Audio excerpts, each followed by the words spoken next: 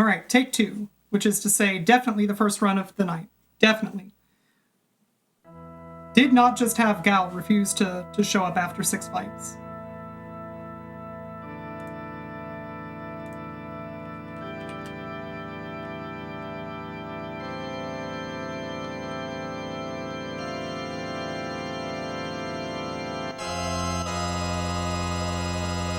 Bad Road, yeah, I'm happy that you showed up just in time for what is definitely, absolutely the first run of the night.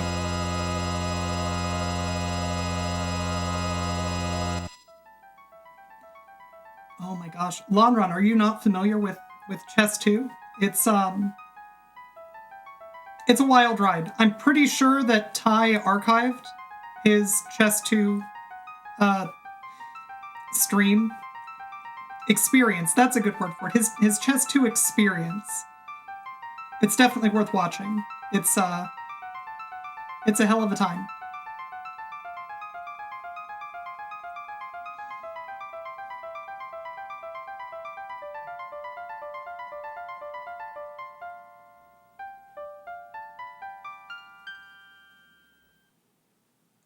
Say the whole name or no name at all? I apologize. Chess 2, the sequel.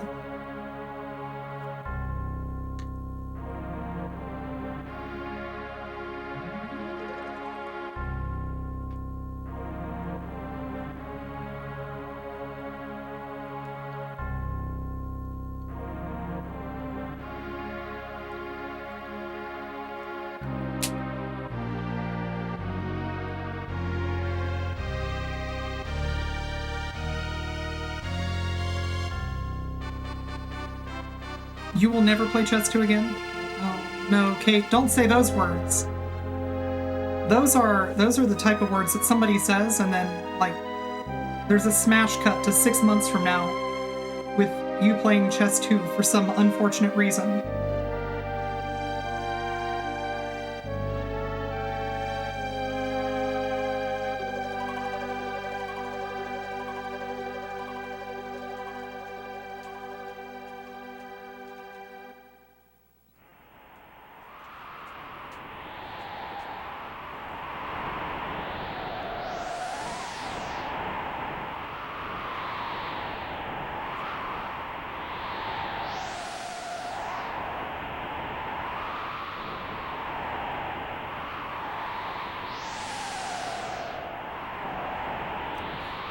Give Edgar an op? No. Look, the op is only for cowards and noobs. Is that still a thing? Is Counter-Strike still relevant? Counter-Strike's still relevant, right? Like, the kids, they enjoy a good game of Counter-Strike. They do still hate the op, right? That's still a thing. I hope.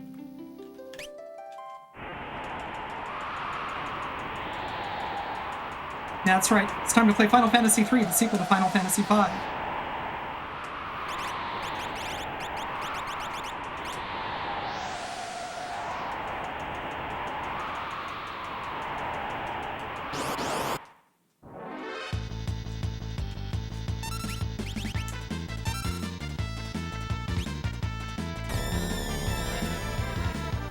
Look, you don't have to play Counter-Strike to know the Counter-Strike. I've literally only ever heard people being upset about the op.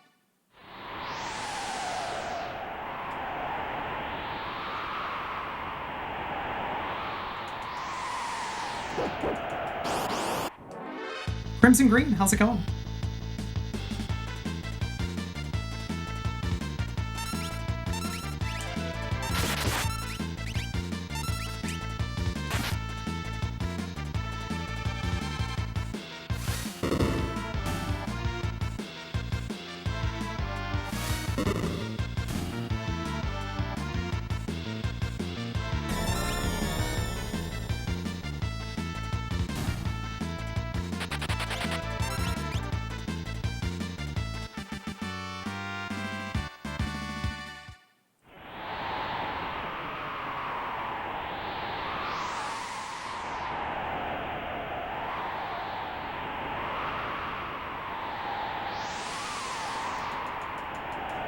Messing with your 3D printer. Nice.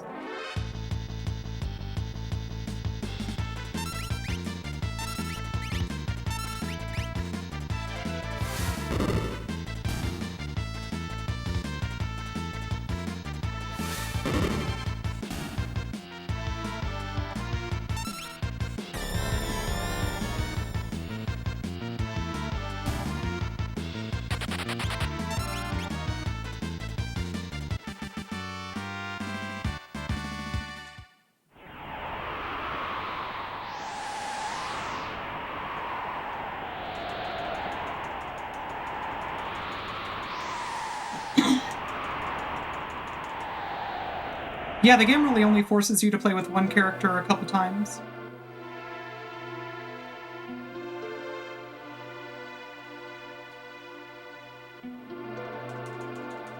But I think that it was realized early on, like not in this game, but in Final Fantasy's lifespan, that any time that you have to play with only a single character, people don't enjoy it.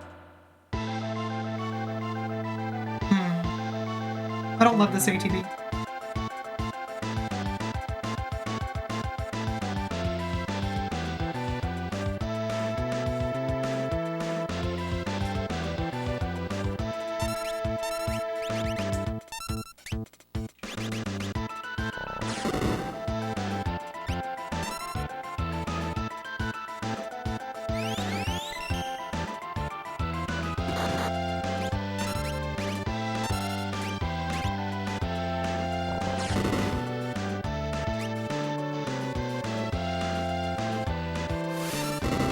That actually might have been a little bit too early.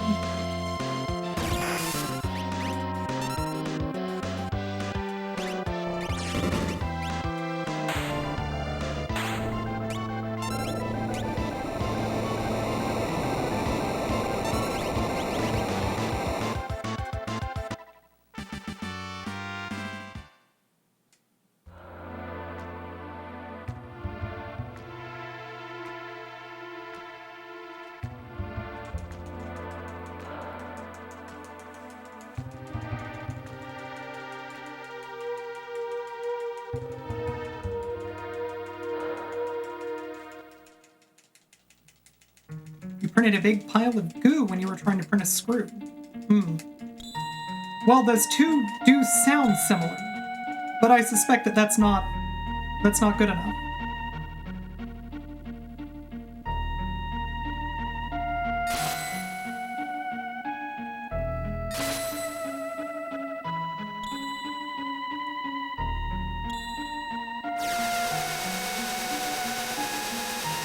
That said, based on my limited knowledge of 3D printing, printing a screw seems like it would be very difficult.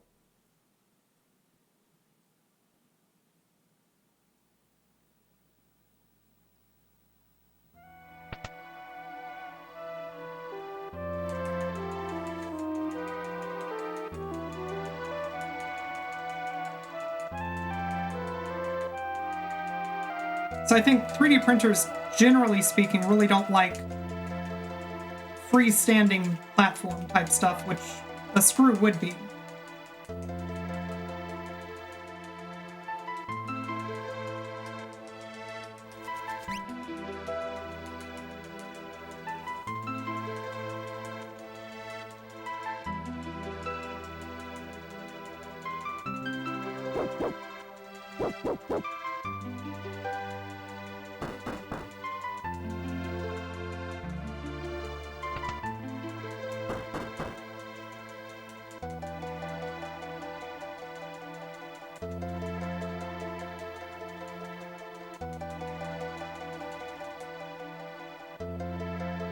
You can print supports and screws usually print with acceptable overhang angles. Okay.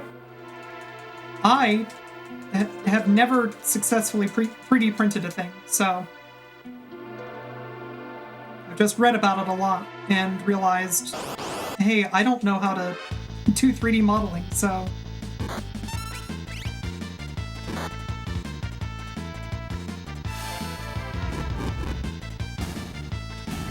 You learn more from this Twitch than most.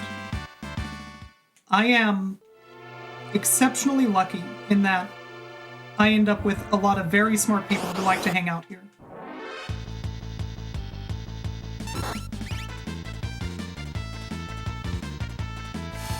There's no question that the people who hang out in my chat undeniably make my channel what it is. Like,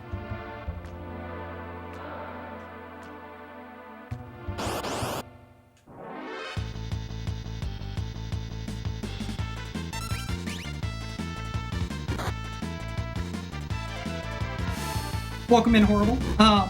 Not my birthday. Although you might just be referring to Final Fantasy VI's protagonist. It's Final Fantasy VI's birthday.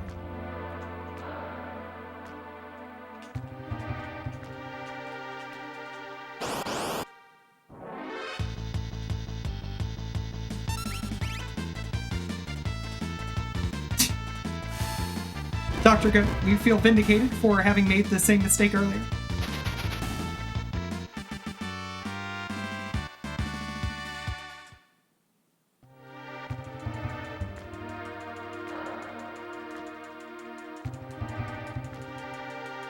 Look, let's be real. Anybody who shows up and says, oh yeah, 27? That streamer's probably 27. I feel flattered. You need an eye exam.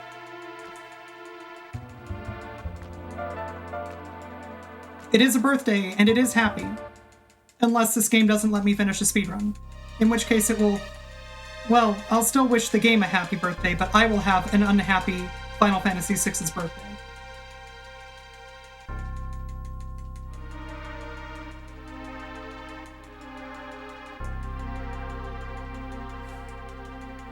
Yeah, Escron, Final Fantasy VI, 27th birthday. There was actually a really cool tweet that I should have bookmarked and had available. One of the art directors on Final Fantasy VI posted the original sprite work for Terra, where she had short blonde hair.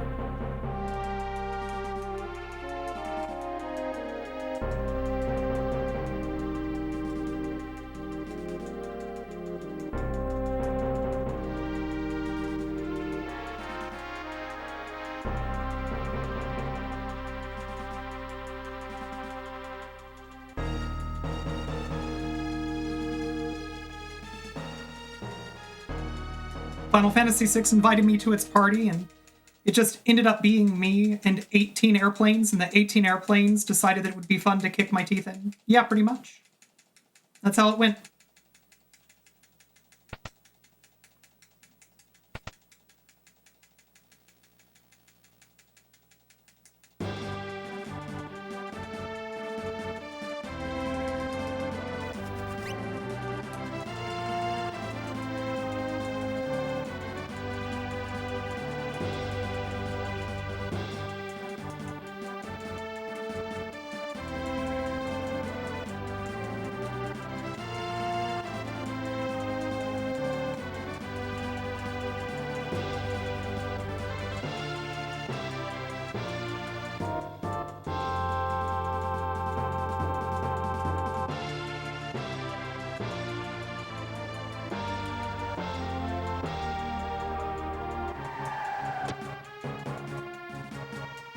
Ah, but what kind of chips did it provide as snacks?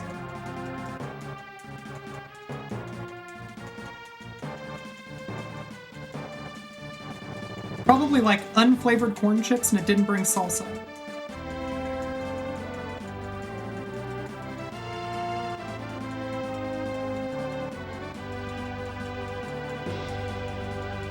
Unsalted Ruffles. No, I think Unsalted Ruffles might be a... Ooh, Unsalted Ruffles, actually, no. That's probably not better than just plain corn chips.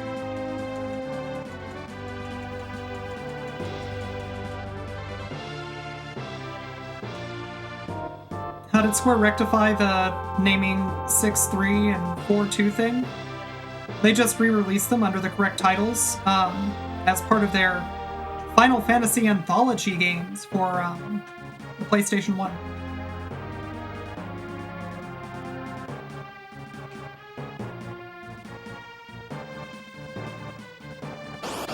So yeah, pretty much just pretending it never happened.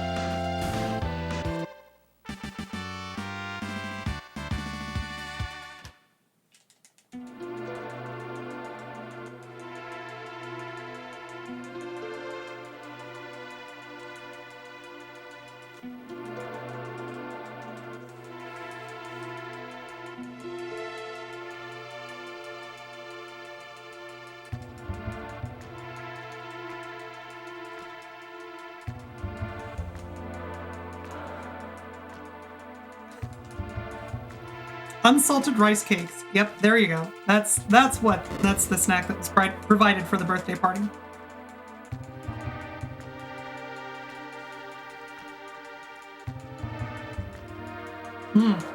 Actually, no. So here's the thing.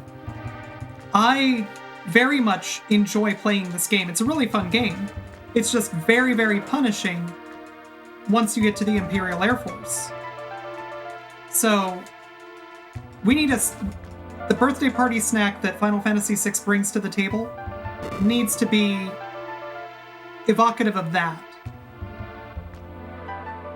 As such, I submit to you that the snack that was provided for the birthday party was sugar-free Haribo gummy bears.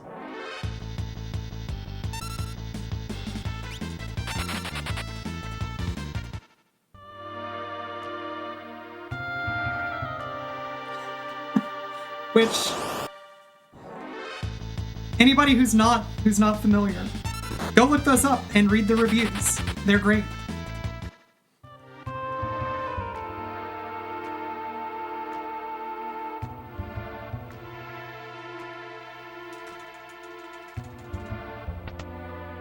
Dr. Goat, you can eat those with no ill effects. That's a superpower. That you're actually a superhuman. That's amazing.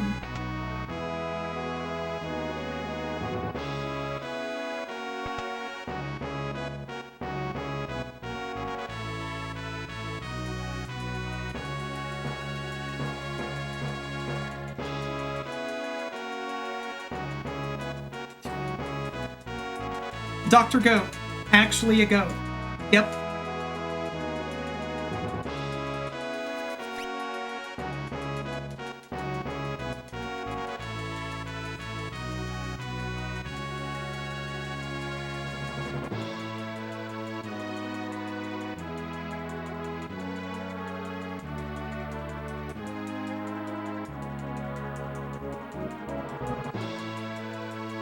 Question, I clearly love Final Fantasy. After speedrunning it for so long, do I actually still enjoy playing the game? I absolutely do.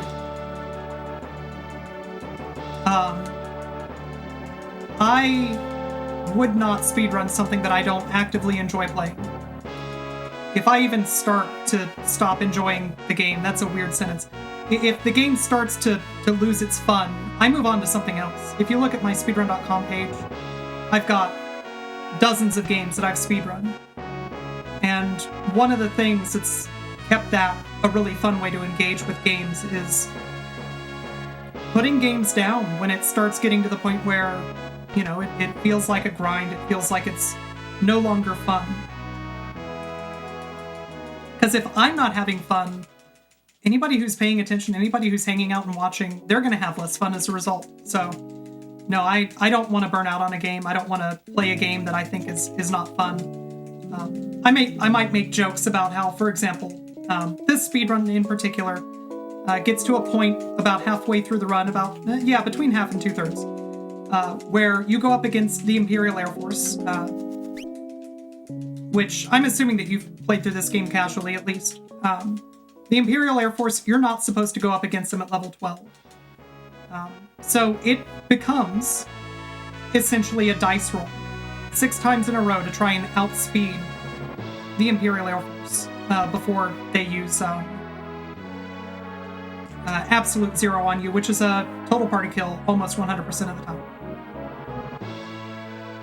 And that is very, it's very punishing.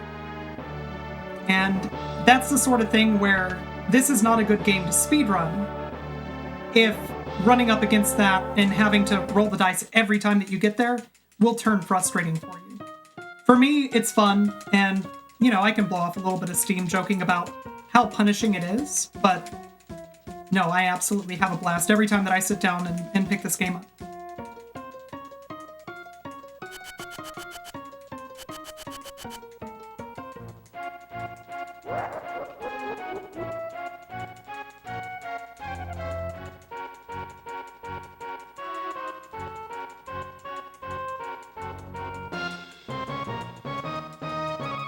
Is SMRPG low level particularly punishing? I've only watched some runs of SMRPG, and my understanding was that a lot of that run is manipulated, which gives the low level strats a bit more reliability.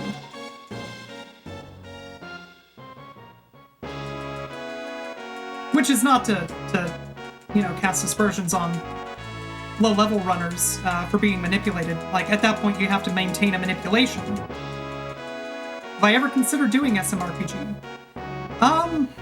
Not really. Primarily due to the fact that, I've got a long list of runs that I want to pick up. SMRPG is really fun. I love the hell out of every chance that I get to watch Bich doing an SMRPG run.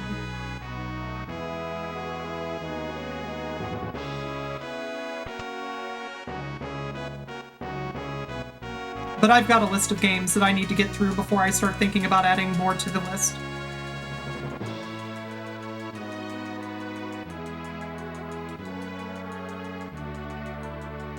Oh, it's not manipulated. Okay, fair enough.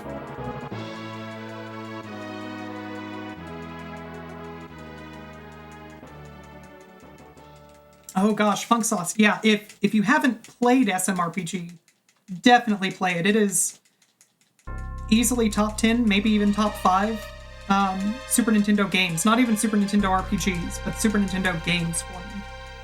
It is very fun.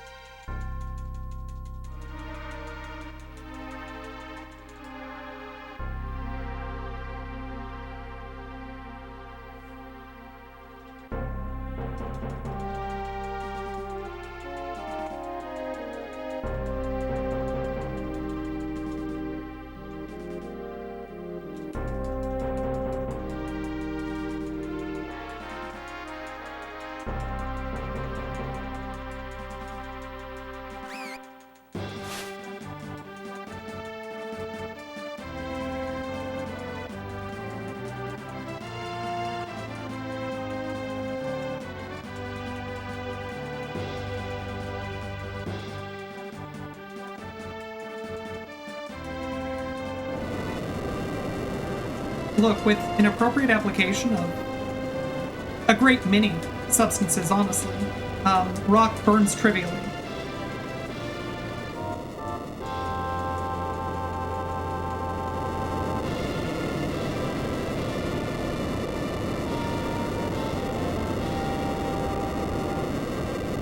I recommend the book Ignition with an exclamation point at the end of that title. You can read about all sorts of substances that no human should ever handle.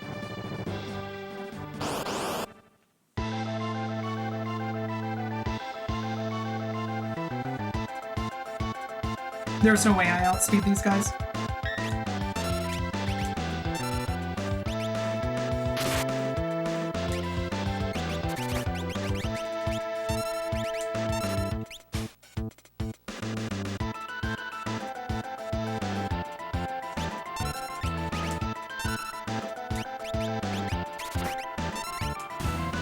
He's still on steel. I need to remember that.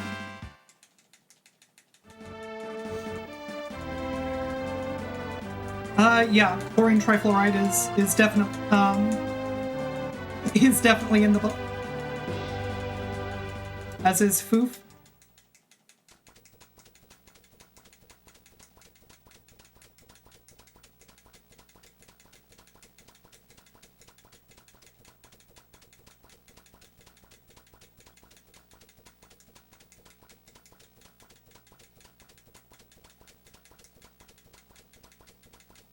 You learned about it from a blog post called Chemicals I Won't Work With? Yep.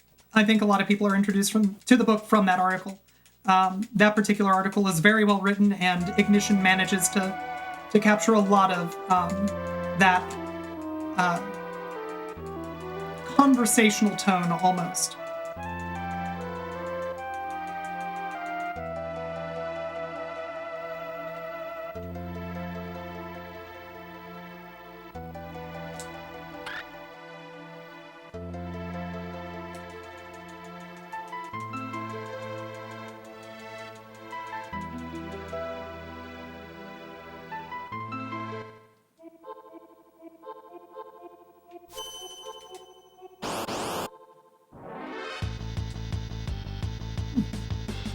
What awful ATV?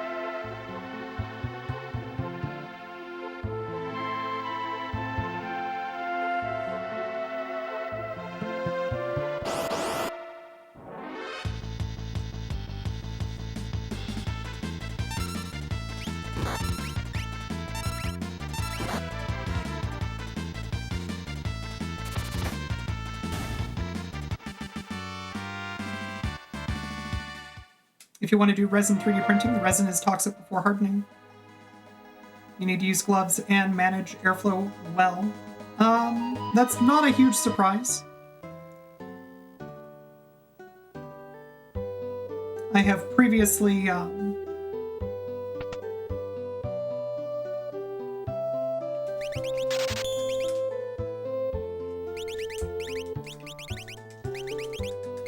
I've previously known people who did fiberglass and carbon fiber.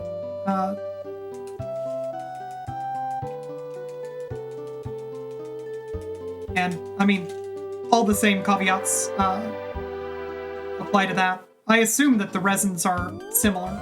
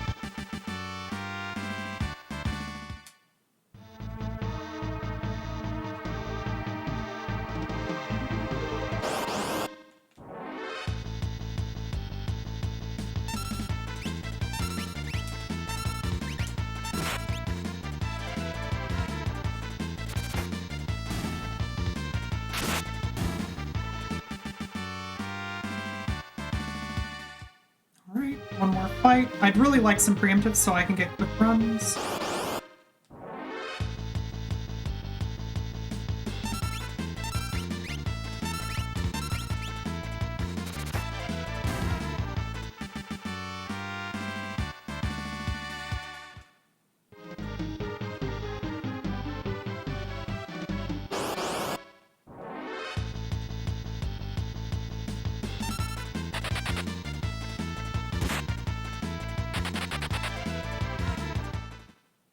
Like, right on the border of wanting to heal. I almost want a Bane Touch here just to give me an excuse. Alright, cool.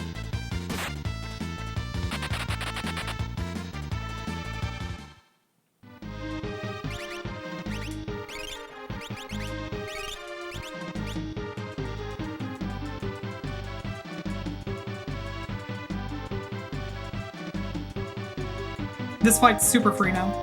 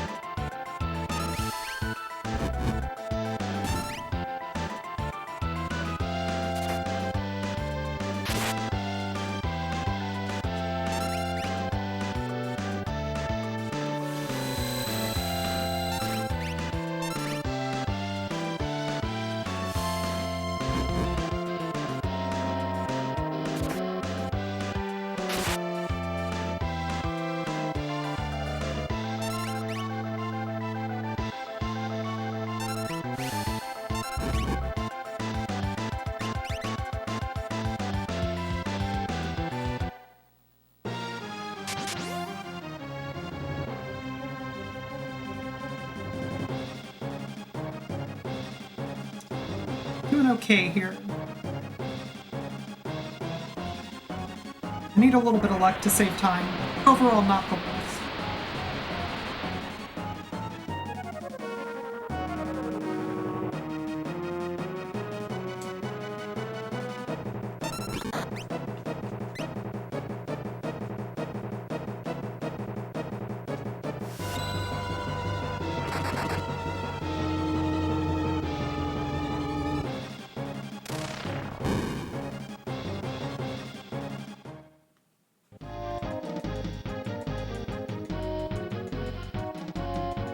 Yeah, Riot Blade, that would do it. That would save some time.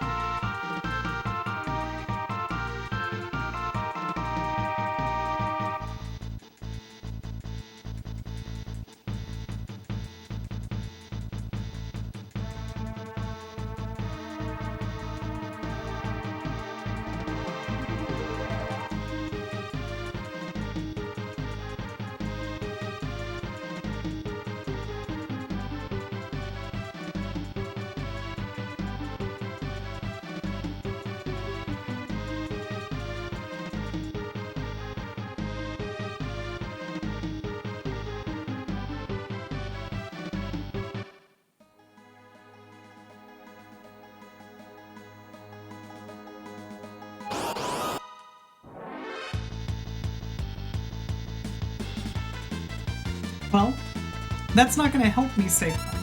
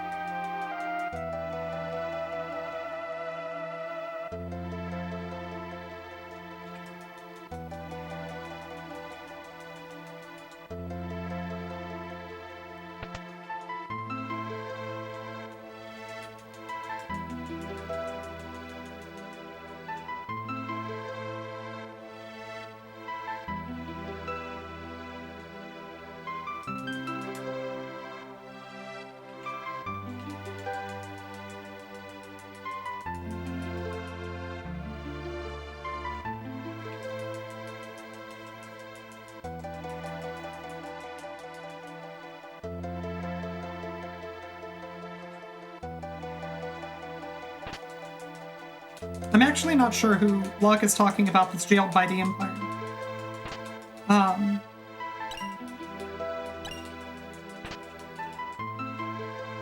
It's entirely possible that he's actually talking about Rachel, although Rachel, to my knowledge, was not jailed by the Empire. She did end up calling in during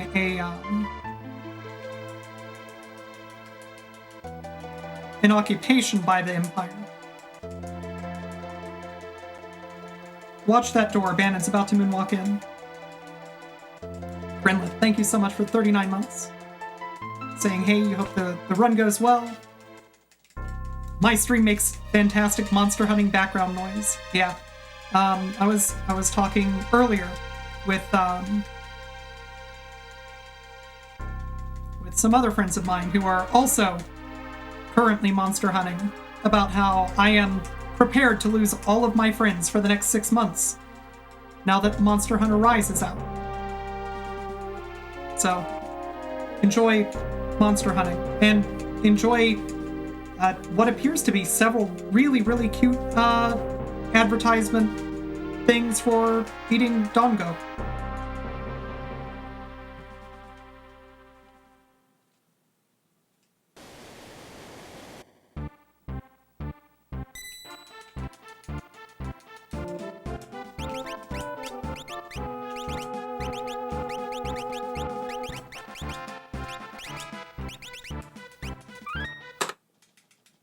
Terrible. Terrible menuing.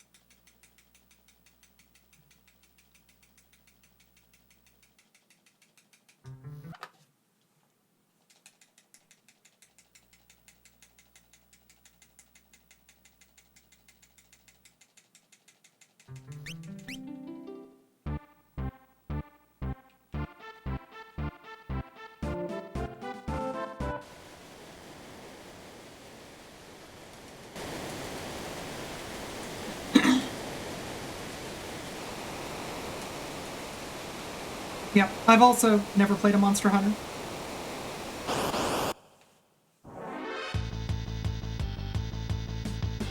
Although I suppose that's obvious, given.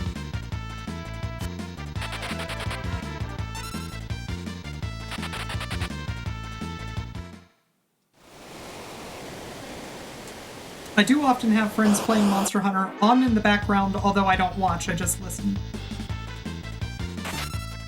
Alright, well.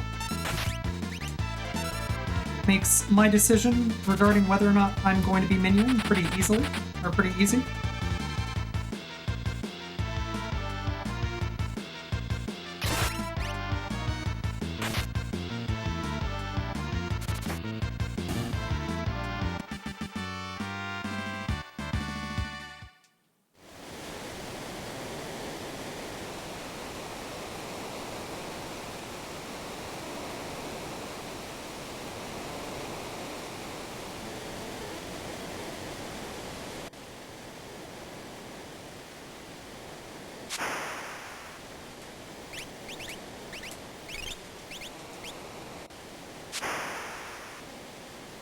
Rocore, welcome in. Yeah, it's wild to think about, but this game is 27 years old.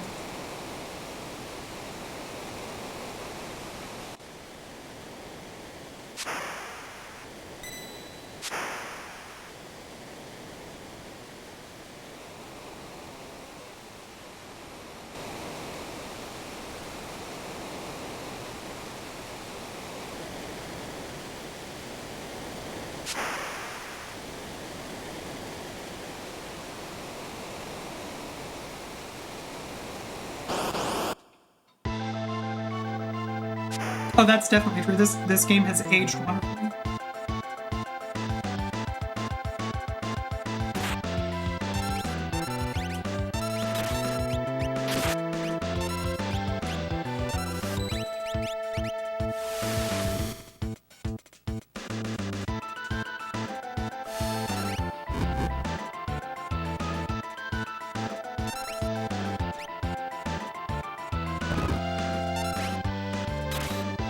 That was a really high damage roll. Terra might die.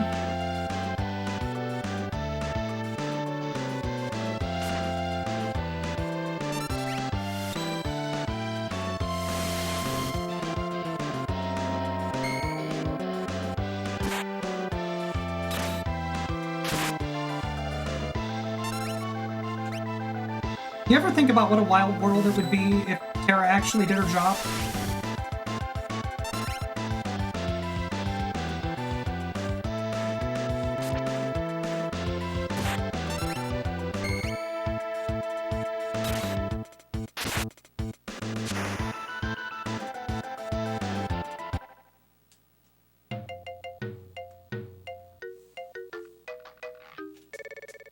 How long have I been speedrunning?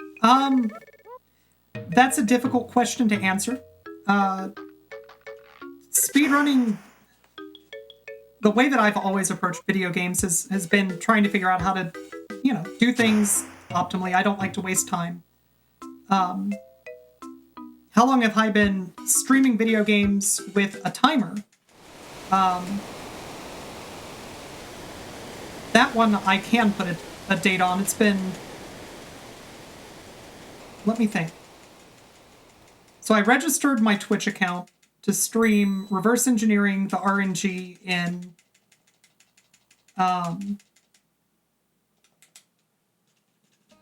Undertale. That was about a week after Undertale came out. That was a fun stream.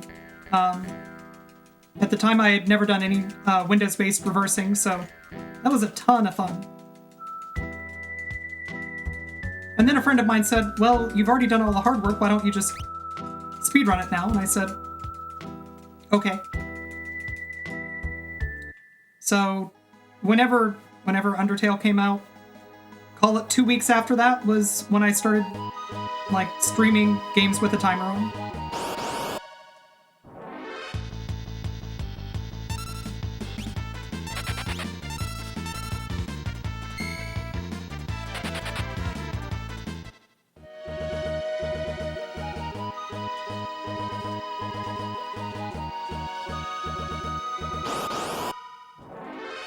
Oh yeah, super fun game, really fun speedrun.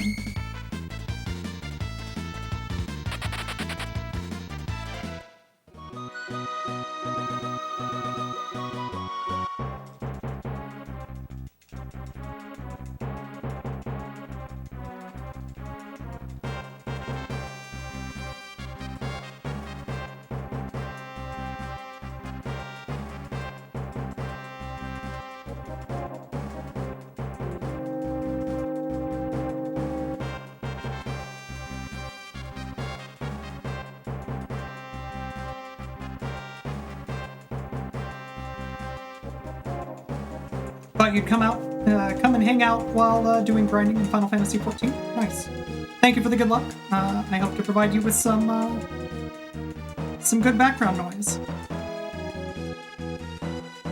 If you're not familiar with the run, after about the opera, which pretty hard to miss that one, the run starts getting real wild. If I get past the Imperial Air Force, the run just goes completely off the rails. So if you're not familiar with it, it's a lot of fun.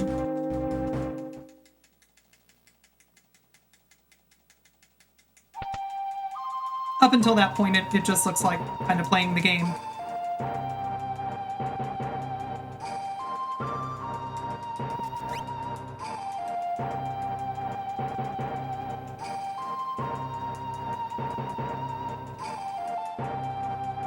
But good luck with your Final Fantasy XIV grinding.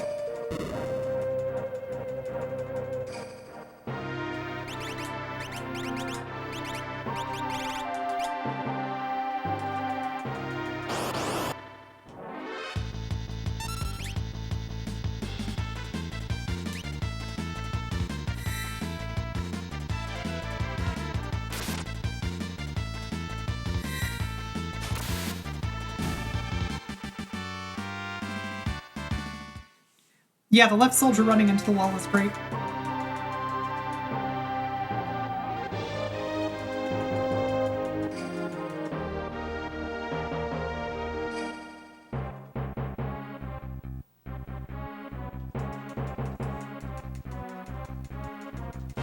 The rightmost soldier who is just full speed charging into the wall and bouncing off, but never gives up.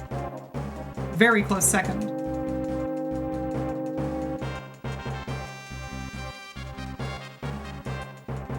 started watching Quexel's run from GDQ 2018 earlier. Nice. So this is a very different run from that one. That was a super fun run for sure. So Quexel did a glitchless run of all characters and espers.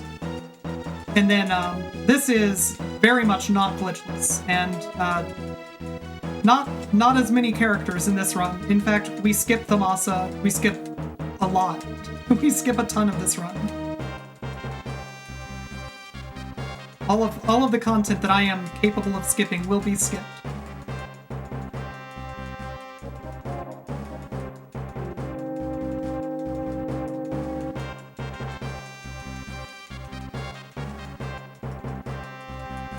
Yeah, glitchless is tremendously interesting.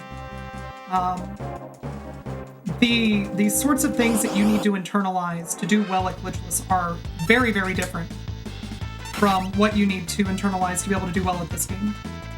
Somebody who's good at both, Quexel is definitely among those people. Also Dine, who has the current world record in both glitchless and no sketch, which is the category that I'm running right now. Just amazing people. Well, amazing people, but also amazing at video games. Because the way that you manipulate the battle scripts is very different from the sorts of things that you're going to be thinking about while you're doing a run like this. How's it going, Doc Lee? Oh, there we go. Terrible menuing today.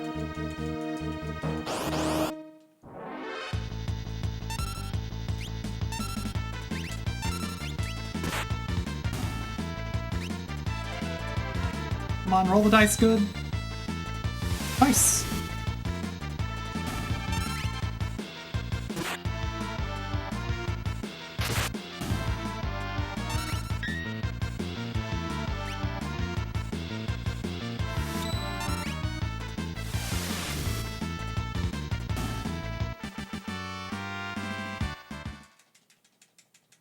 Yeah, skipping content? What is this, some kind of fast run? God willing.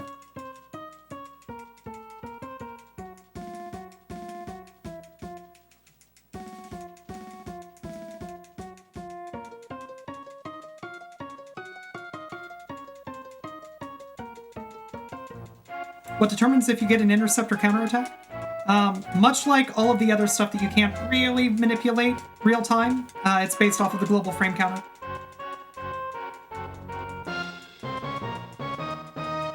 So basically, when you have, when you block, you have a set of block animations that are available to you. One of them is an interceptor block animation. If Shadow were to block with a shield, block with anything other than the interceptor block animation, then the interceptor block animation doesn't play and there's no chance for a proc. If the interceptor block happens, then there is a chance that you get the interceptor counterattack proc.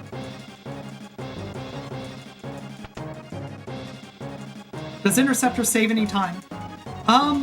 In the right circumstances, yes. So, for example, if I had a good dice roll with Horrible and Interceptor procced on the other Templar, then I would have ended the fight as soon as Shadow had the second attack go off. So that would have saved some time.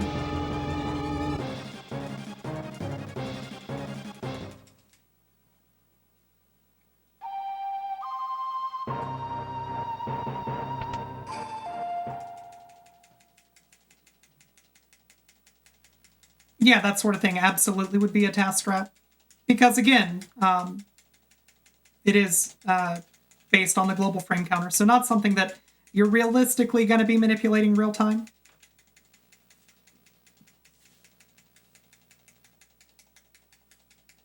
And our most recent reset was right before going onto the Leak River. So you would have had to maintain, that frame counter since that point.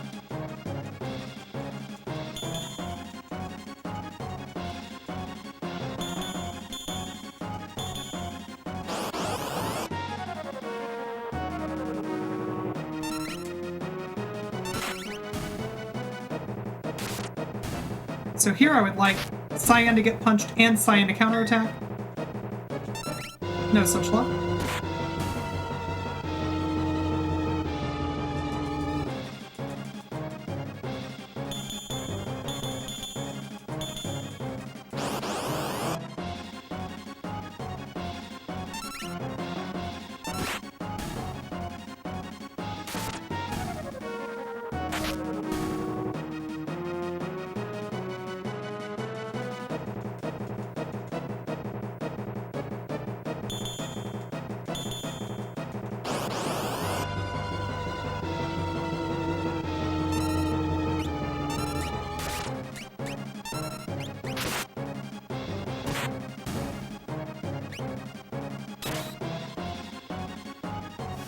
Alright, I need a good dice roll. No such luck. Alright, we got a dispatch, so... not the worst.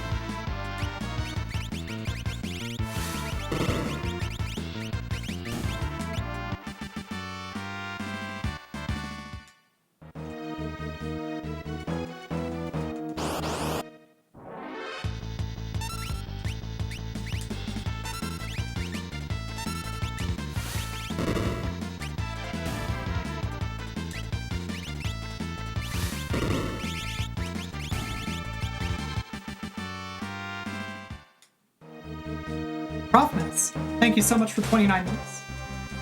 It's true, 27 years is a very long time. 27 is a big number.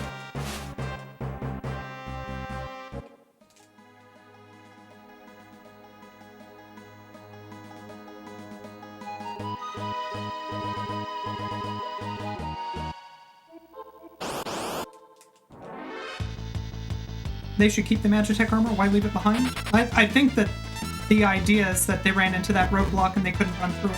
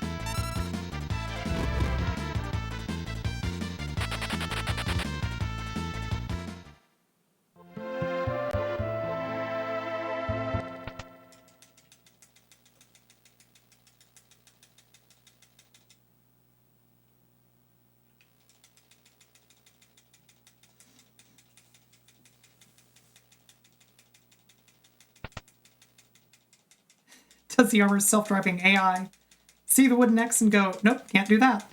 Yep, it's basically the same sort of thing as slapping a piece of electrical tape on a speed limit sign.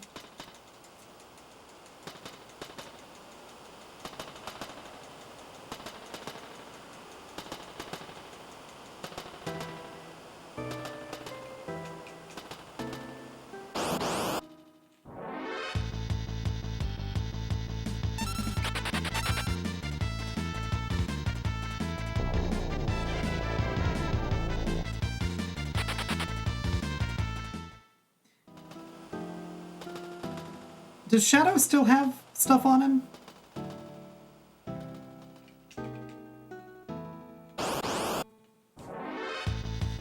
Oh, this is bad. Well, Shadow's gonna get a chance to throw a potion, so I can make sure. Okay, good.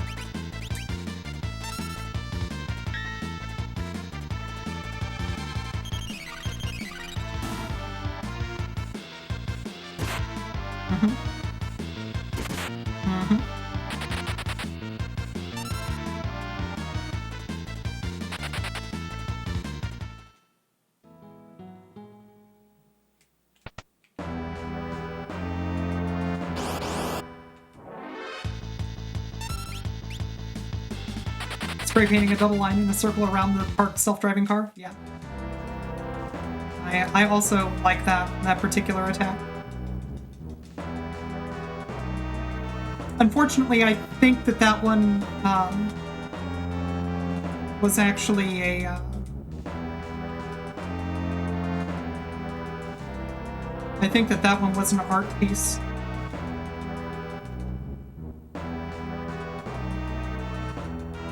Yeah, what Brad Road said was an art installation where somebody did that with a circle of salt.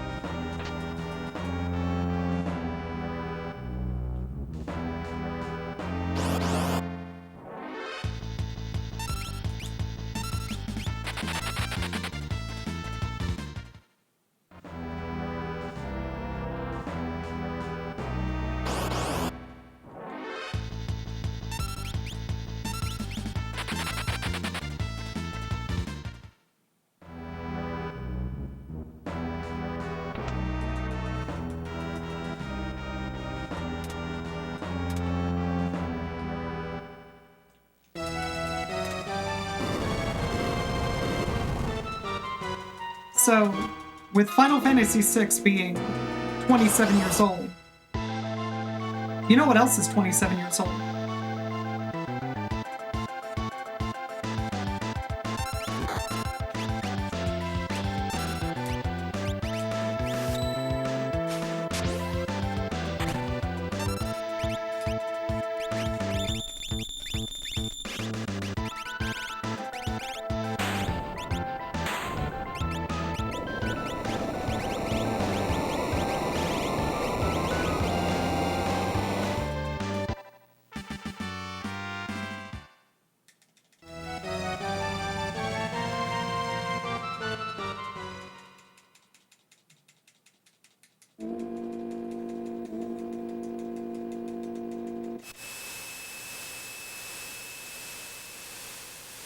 Well, is Chrono Trigger? I think Chrono Trigger came out after Final Fantasy VI. I could be wrong. I think Chrono Trigger just had its 26th birthday, didn't it? Like a few weeks ago? Also, Squaresoft really cranked out games in the early 90s.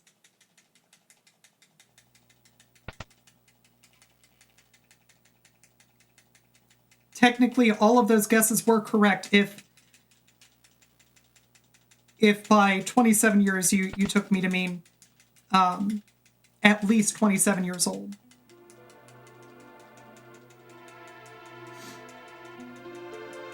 I did. I did play Final Fantasy VI on Chrono Trigger's birthday. Look. After I learned Final Fantasy V and Final Fantasy IV, Chrono Trigger's next. Because you know what's even better than Final Fantasy IV, V, 6 back-to-back speedrun marathons? 4, 5, 6 Chrono Trigger back-to-back speedrun marathons. Imagine ending that with the faraway times.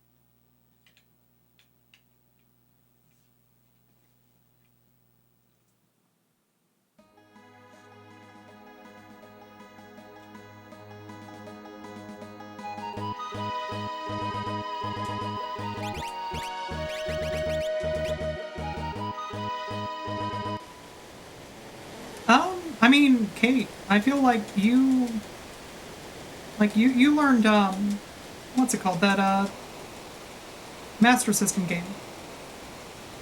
Mickey Mouse something something. I don't know that one. I've watched other people do the run, but that doesn't mean that I know it.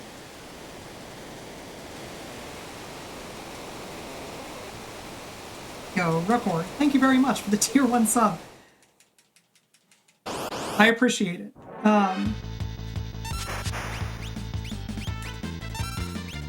But I feel like I should point out, like, you just joined in today. It's appreciated. It should absolutely never be... Okay, good. You should never think that it's necessary, but I appreciate it very, very much.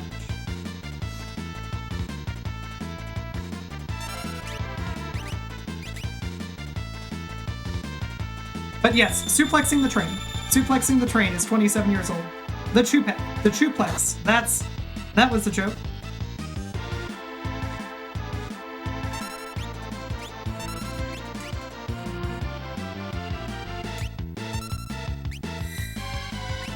You watched me play RimWorld a while back. Oh gosh, yeah, that was a very old stream. Yeah, that was like right when it came out.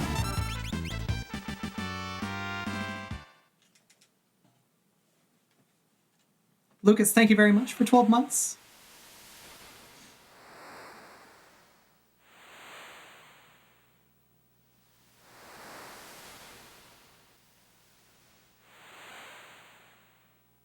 Yeah, Legend of Illusion is the speedrun that Kate knows that I don't know.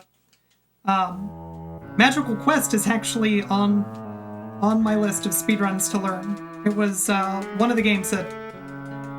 I was an Air Force family, so in lieu of friends, my family had, you know, game consoles. We had a NES and a SNES. And we had a computer. So my brother and I got very good because we would take turns. We got very good at beating games in one continue or one life, you know, case depending.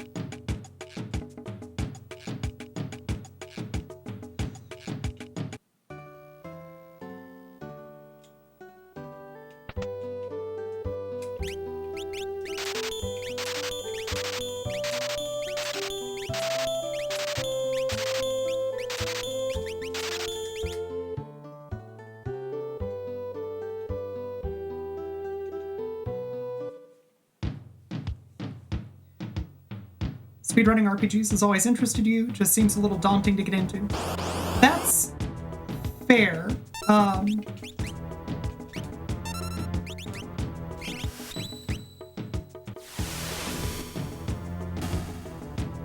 Cool. Alright, 6th try gal last run has paid me back. There's a lot, especially if you watch people who are like Coexel, people like Dine, who've put hundreds and thousands of hours into the speedruns that they're doing. It's very, very easy to feel like there's too much to really get started. That's why every so often in Final Fantasy VI in particular, there tends to be a Kefka at Narsh tournament, which is just everybody is doing races of the game up to the Kefka at Narsh fight. And it's really good at helping new people who haven't started speedrunning the game get into the speedrun, because there's tons of people who feel the same way that you do. They want to get into it, they don't know how. It used to be that after every GDQ, pretty much, there would be an event called Get Yourself Speedrunning, where runners of various games would, help people pick up the game that, like maybe one person is helping people get started with Sonic, maybe one person is doing Super Mario World, etc., etc. Nowadays, I don't think that those have happened so much, but there is a hotfix show. So Games Done Quick runs weekly content called Hotfix. There's a hotfix show called The First Step, which is a show of just people approaching a speedrun having never touched the game before, or maybe they've played the game casually, but having never done the speedrun before, certainly. That just gives you an idea of good ways to approach a new run. Because in general, just about any game that you want to speedrun, it's probably way easier once you actually start doing the run than you make it in your mind.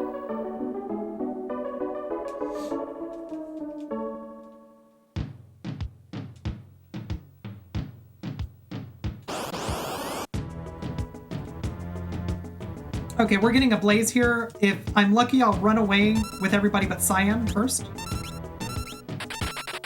Or I just won't get a blaze, that's fine. The thing that intimidates you the most is menuing. Well, good news.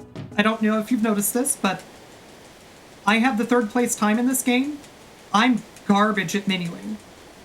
It turns out, menuing you can lose seconds to.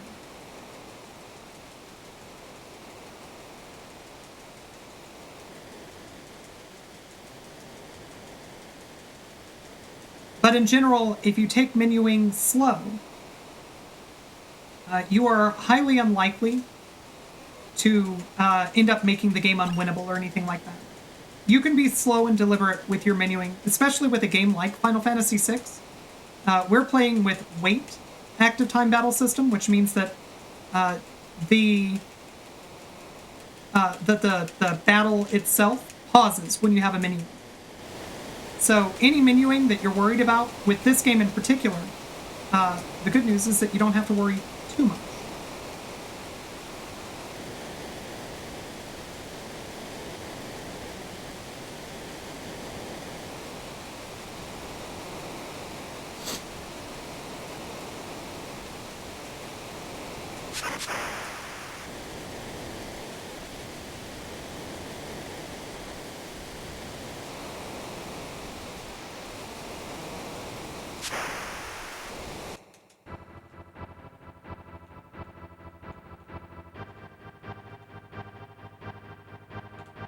And yeah, like Leggy says, once you get started running the game, there's a lot that gets sort of ingrained into you.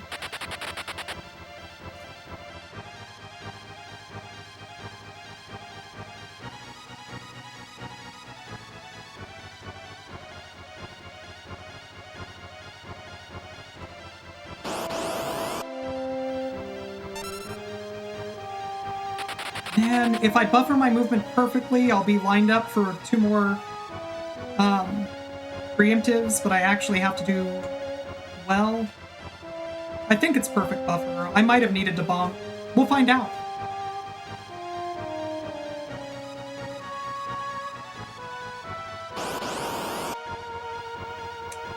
Needed to bonk. It is not perfect buffer. Hey, I would very much like to run away now, please. Alright, good.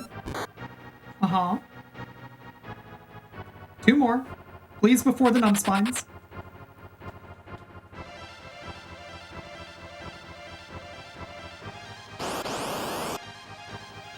Yeah, I think most people who do RPG runs, definitely at the start, run with notes.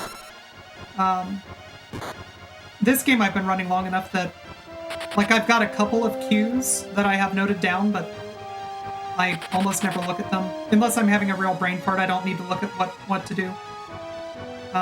There's a couple of menus that can throw me off, but nowadays, not really.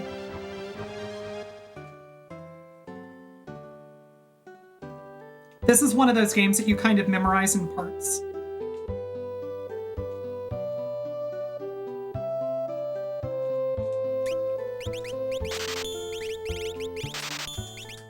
Alright, I'm too short of what I'd normally like to have.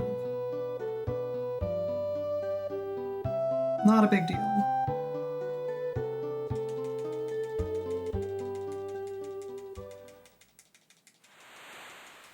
Okay, so encounters in Final Fantasy VI. That's a good question. So there's a few things to mention there. This is a manipulated run. So what that means is that the step route is predetermined.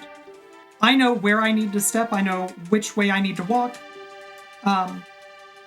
In a lot of cases, it's really just, you know, you step however you go the shortest path. There's a few places where the path gets kind of particular.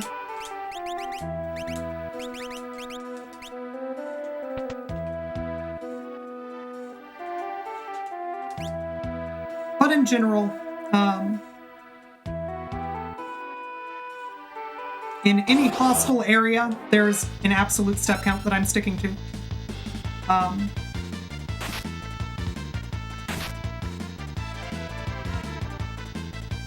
Please run. And hey, that sounds really intimidating. It's not something that you need to worry about up until the, you know, you're trying to really push your time down. All right, I'd really like 2 more hits on lock. One of them being a crit would be nice.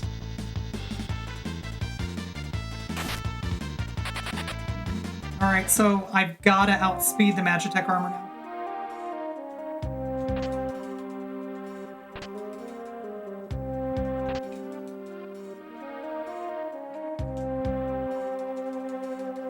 So, things that I know. I know exactly where I'll get into encounters. I know, with an asterisk here, which encounters I'm going to get. I also know, with an even bigger asterisk here, how NPCs are going to be moving. That starts falling apart with NPC movement, especially because the tiniest mismovement can lead to the NPC PRNG going wacky.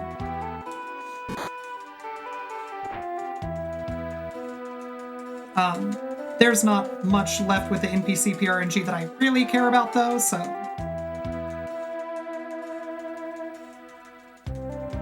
So, things that I don't know. I don't know who's going to be targeted by an enemy.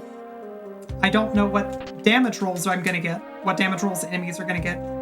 I don't know what my starting ATB is. And likewise, because I don't know my starting ATB, obviously I also don't know, is it a pincer? Is it a preemptive attack? Is it a side attack, etc.? So all of that stuff, basically anything that's dependent on the global frame counter, is the stuff that I'm not going to be able to know ahead of time. and realistically is unlikely to ever be manipulated real time. Somebody would have to find some new tech that lets us, buffer everything that we do in the game, which would be very difficult.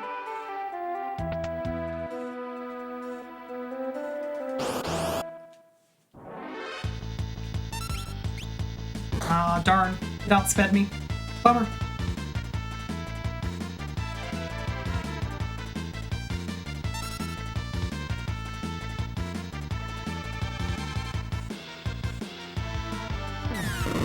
Yeah, maximizing preemptives is a big part of why it would be nice to be able to know those things and be able to manipulate those things.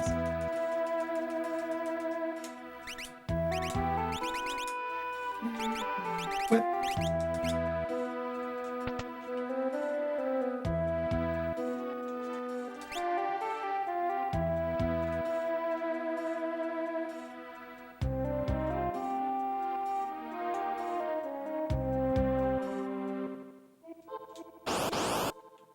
So that kind of weird movement, that was specifically aiming for certain tiles that I know do not generate threat, but actually avoiding one of them.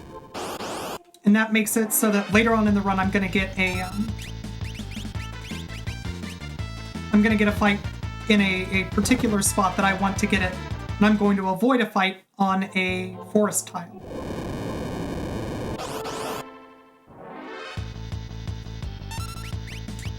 I should have ran from this one. Does the step counter only increase where encounters can happen? Yes.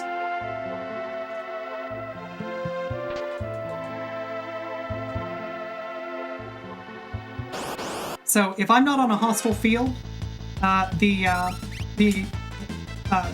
threat is what we refer to it as. The threat counter does not increase.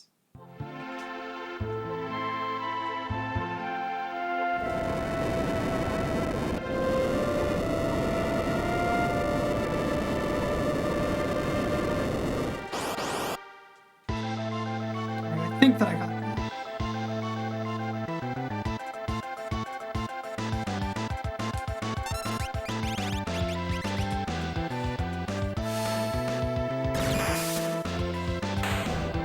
Hi, Bite, welcome in.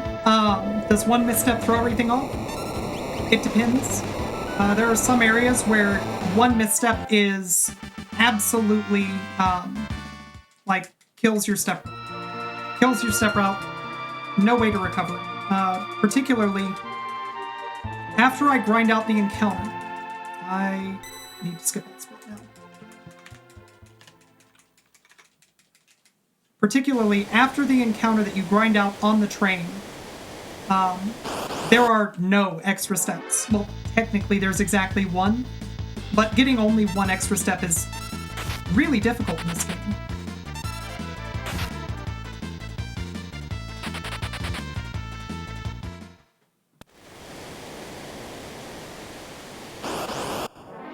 Yeah, that was too early. That's a bummer. Alright.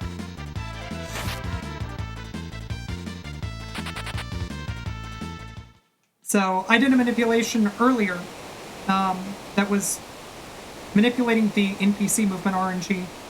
I actually ended it a little bit too early, and we ended up with 2 encounters instead of 1.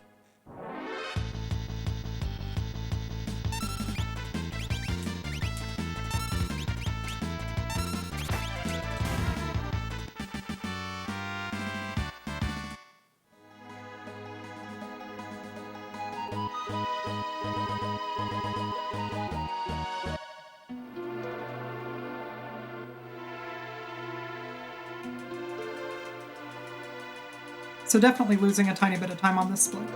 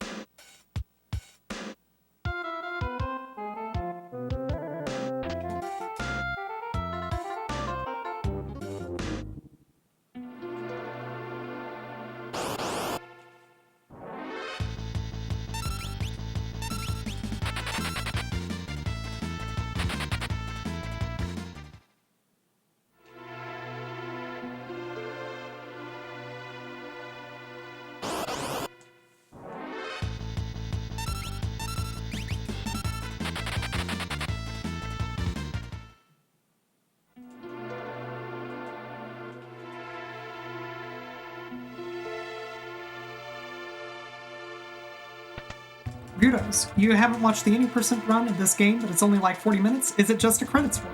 Yep. So there's an interesting stack overflow in this game where if you have a save on the world map and you get a game over, it pushes 2 frames onto the stack but only pops 1.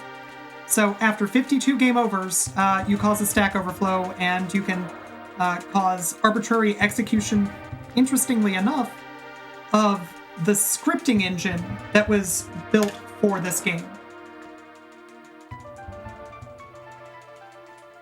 So not just 5A22 instructions, but the scripting engine that runs on top of the hardware, which is really, really neat. It's a super cool, technically, super cool exploit.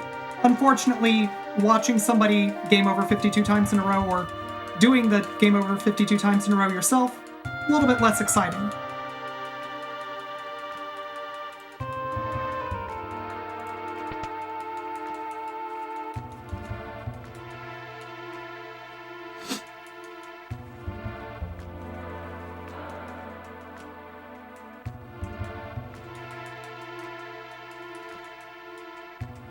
Exactly, it's really cool and also very boring at the same time.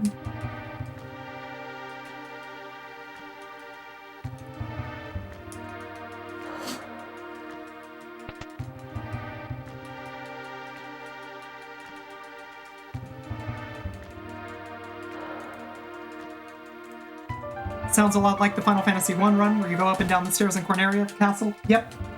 I don't know the technical details of the Final Fantasy I exploit, but yes. Generally speaking, there's gobs and gobs of this class of exploit, especially on retro games. Understandably, the programmers want to keep track of where the player came from and be able to unroll that as necessary. However, the programmers, again, I think understandably, assumed that a player is going to behave in a reasonable manner. They're not going to just take the same warp type 256 times. They're not going to take, they're not going to take 52 game overs on the world map without going into a town. They're not going to just go up and down the stairs 256 times. That would be very different from what a person who is normally playing the game would do. So those classes of bugs often tended to go overlooked, especially in retro games where both space for code, for doing any sort of, bounds checking, doing any sort of sanitization of the stack is pretty limited, and CPU cycles they're at a premium. If you spend all of your time trying to make sure that nobody's doing something funny, then your game's going to run poorly, and people aren't going to like playing it.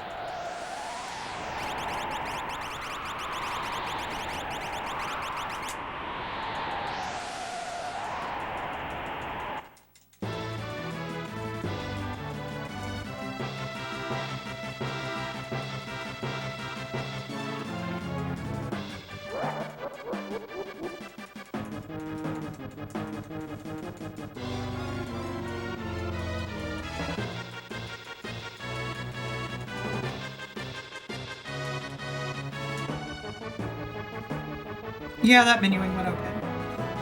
I mean, I've had plenty of other awful menuing this run to make up for it. Walking Dead, how's it going?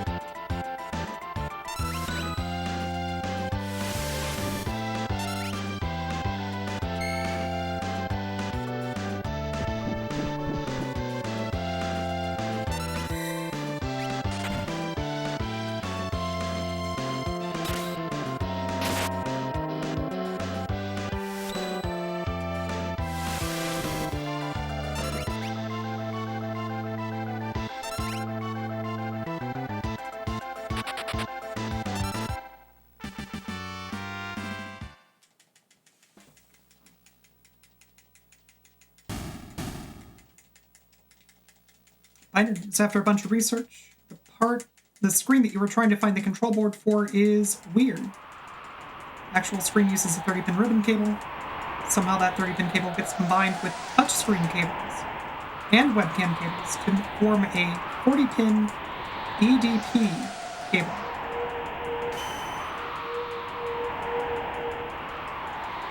Which you can't find a control board for. I don't suppose that EDP just stands for, like, Extended Display Port or something, which would make for easy Googling.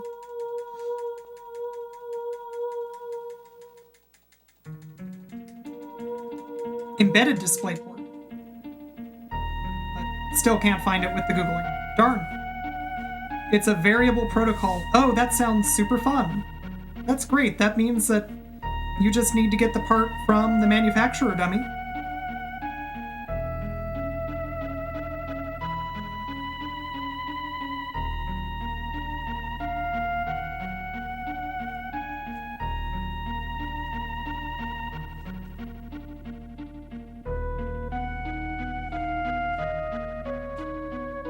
I think Tara just realized she's about to be 30.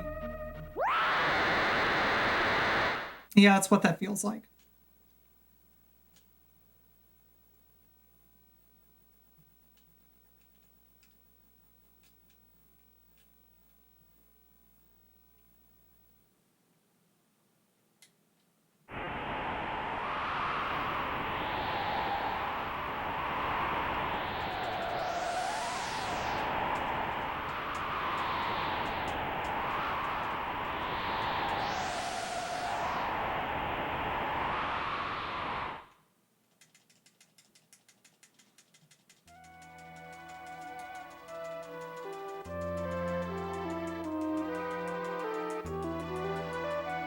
Yeah, I refuse to think about turning 40. That's coming up fast.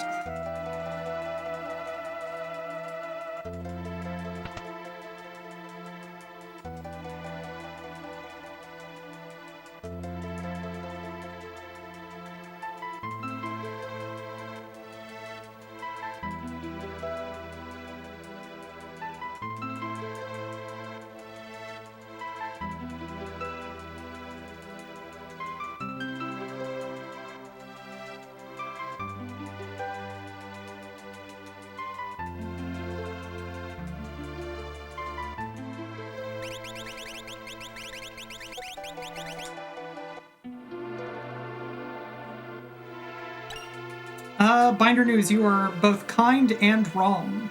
But thank you. That is very... I'm flattered. You're very wrong.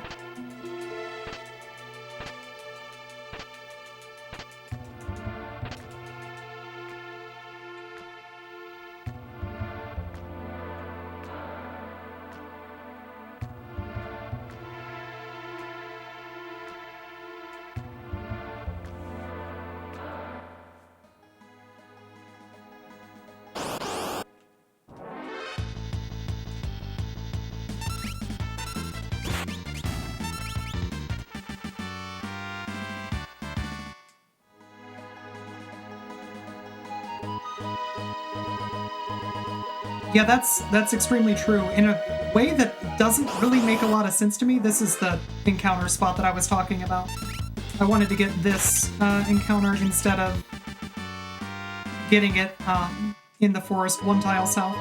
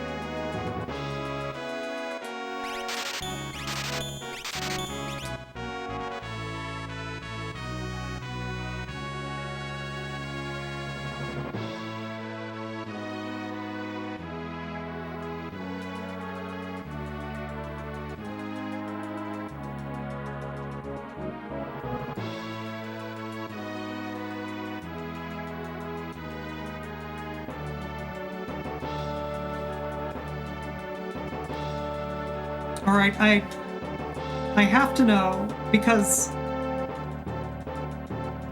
your name is obviously spelled Wing Buffett. I don't know if you intend for it to be pronounced buffet or not. So pronunciation guide would be nice. But I'm very happy to learn that apparently, due to being over 30, I have received a coupon to just skip my birthday this year. Please run. Thank you.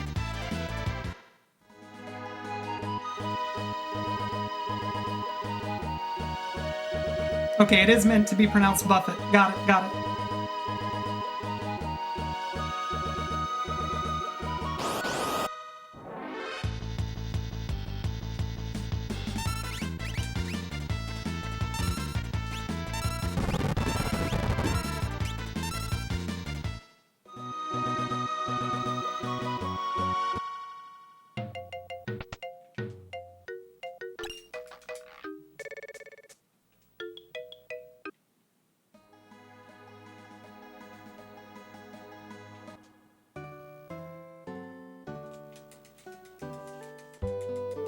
Hey, if you've never noticed it before, this song starts with the word chocobo through a vocoder.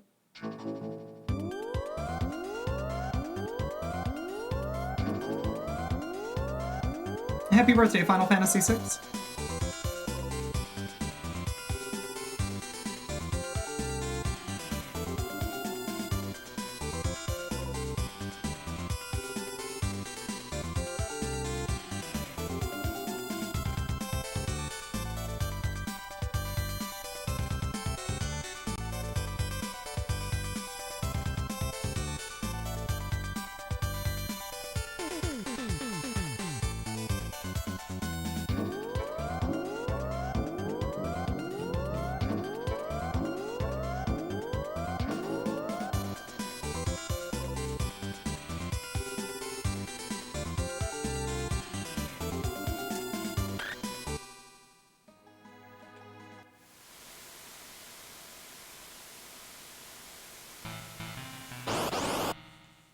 Oh yeah, it's definitely true that last year never happened.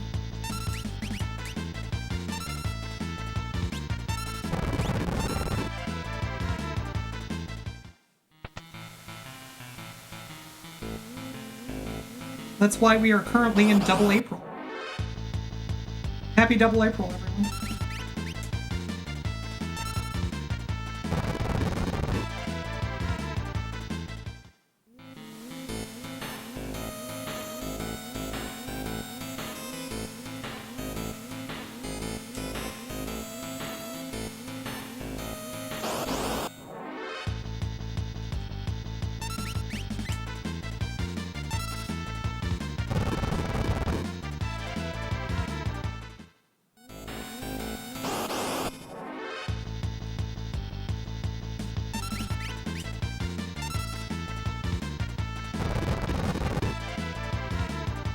Alright, so far no slam dance.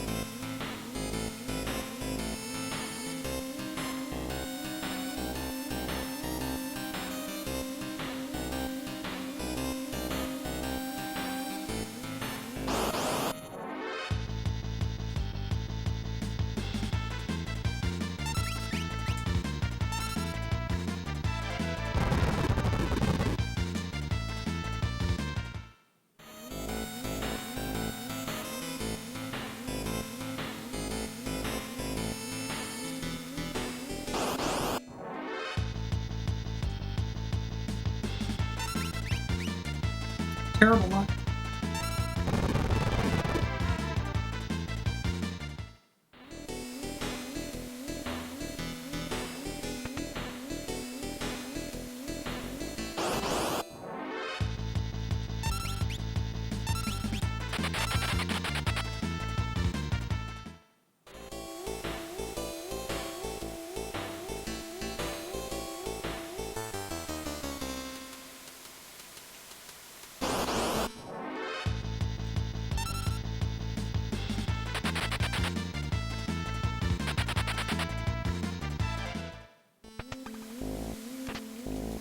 I think I need to double step here.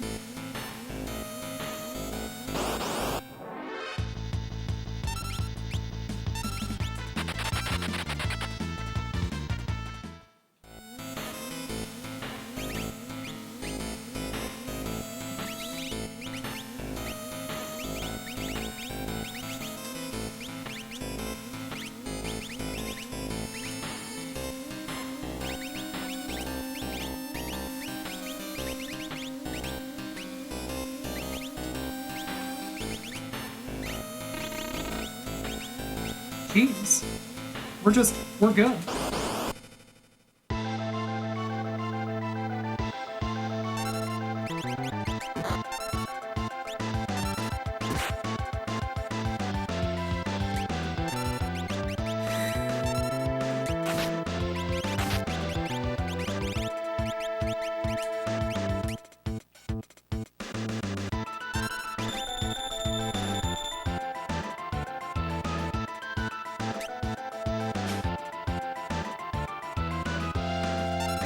Nice.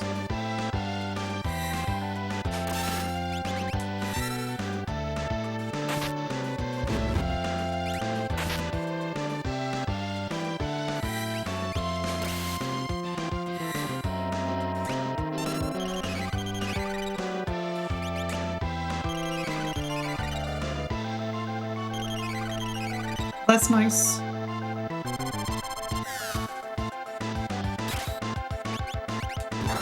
There we go. That should do it.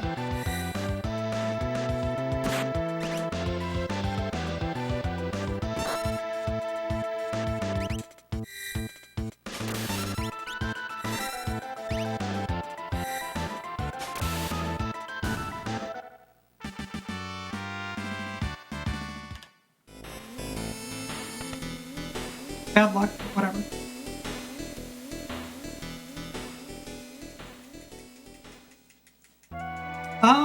I don't know offhand what the business logic is that makes reviving Cyan have a really aggressive retort. I don't understand the internals of the retort glitch. It is documented, I just don't know the answer to that question.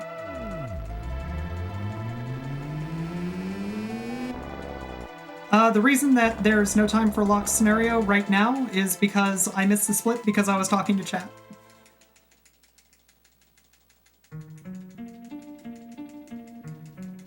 And no worries, yeah, that's a completely reasonable question to ask. Yeah, no, the answer is just streamers bad at speedrunning.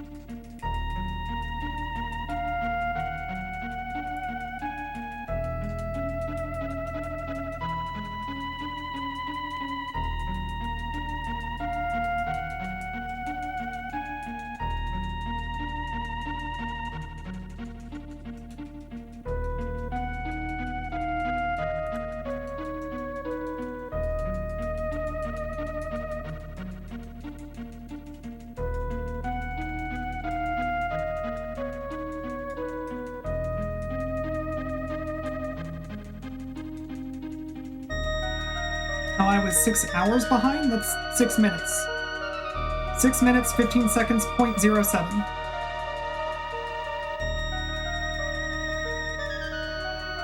But yes, so the reason is because the amount of time that I spent on that split is due to the fact that I skipped lock scenario. So lock scenario and terra scenario both ended up in the same number, but the actual aggregate, I was 1 minute and 7 seconds ahead of my previous PB's pace.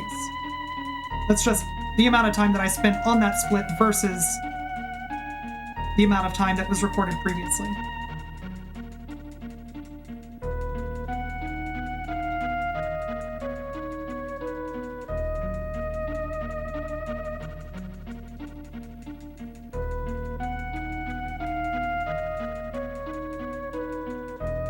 Link's Winners, thank you very much for the raid. Welcome in, everyone.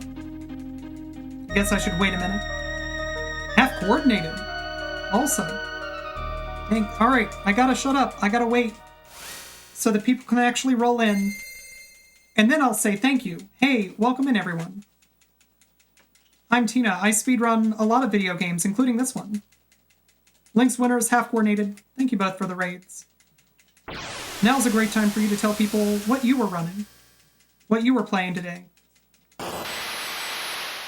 Because despite the fact that they're watching me, I assure you, everybody in this channel has fantastic taste, and probably they're already following you. But just in case anybody here isn't, you know, we can fix mistakes. You hunted monsters. Yeah, that makes sense. I made a remark earlier about how I am resigned to the fact that I'm going to lose all of my friends to Monster Hunter Rise for the next 6 months or so. So, yep, Monster Hunter, huh? Somehow not surprised.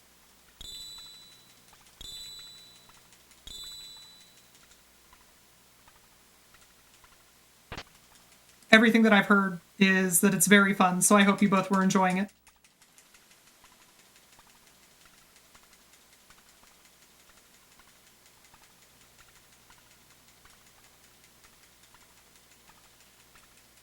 The game has planted a flag directly in your free time? Yeah, I've heard that story. I've heard that story many times.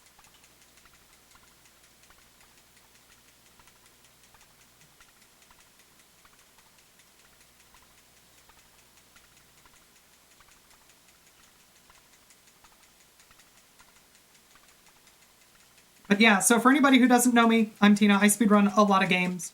Right now, that means I'm speedrunning Final Fantasy VI because, hey, Final Fantasy VI is really fun. This run is about to start going off the rails, and if I don't die to the Imperial Air Force, it's going to get very, very wild very fast. So, if you're not familiar with this run, it's a real treat. And hopefully I'll get to show off the full run today.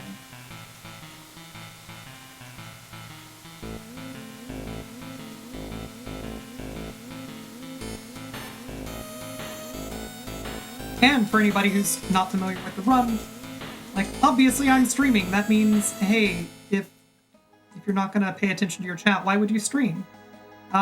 If you've got questions, if something doesn't quite make sense that I'm doing, whatever you're wondering, probably somebody else is also wondering.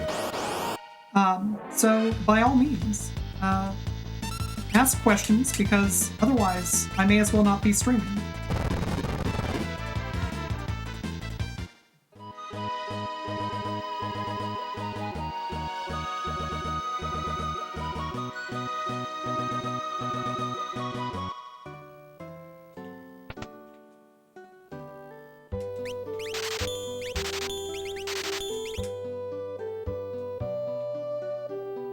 Question, what's the capital of Montana? I don't know, actually. It's not Calgary. I can guarantee that it's not Calgary. Like, off the top of my head, I know that it's wrong, though. Like, my knee-jerk is Billings, but I know it's not Billings.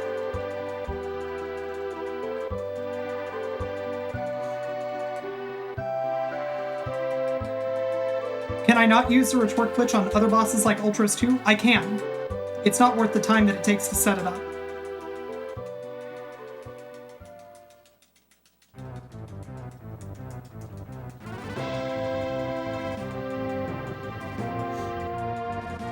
Is it Missoula? I don't know. Like, at this point, if somebody was forceful in chat with their knowledge. Ah, it's Helena. You've been in the Capitol building more than once. There you go.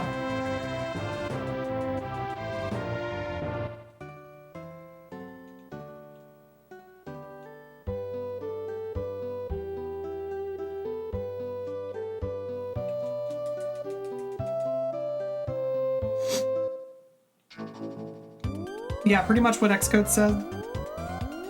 Problem with retort glitch is that to use the retort glitch, you have to use cyan, and cyan's just not good.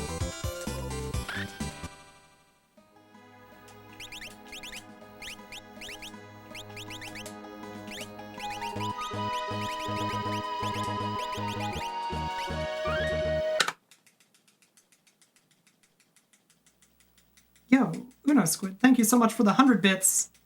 And thank you for making sure everybody knows that that song starts with Chocobo.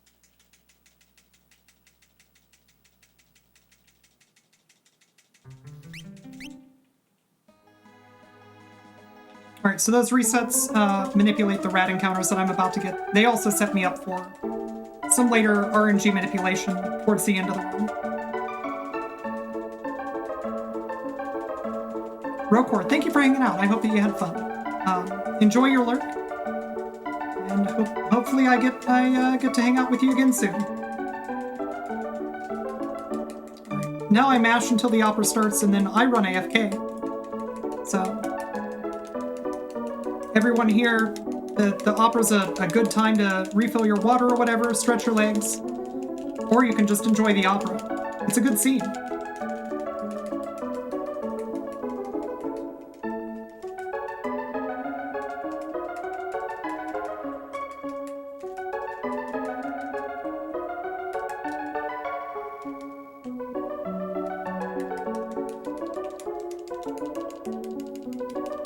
Thank you for the good luck with the rest of the run.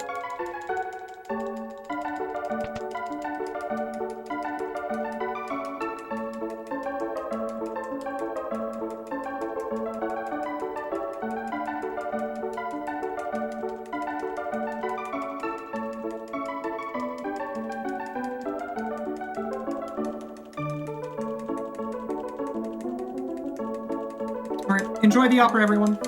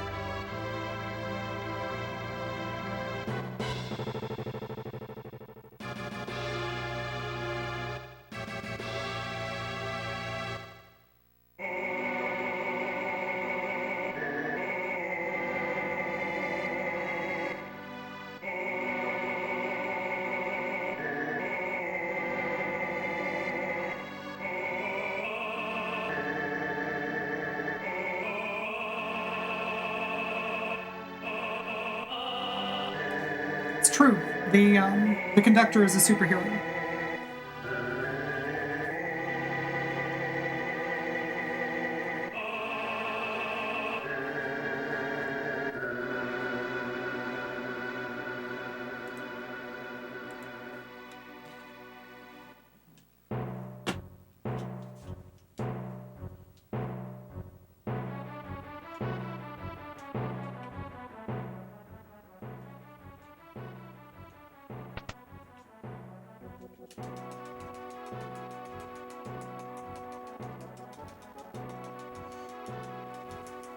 Kitsan, thank you very much for the good luck.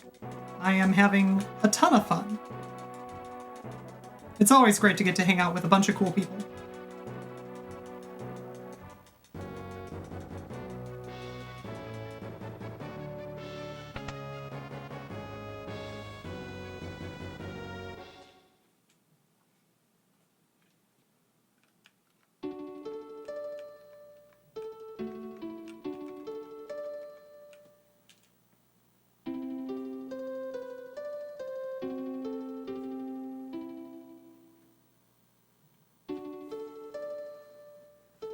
The conductor is proof that Final Fantasy VI is a true speed game. That's true.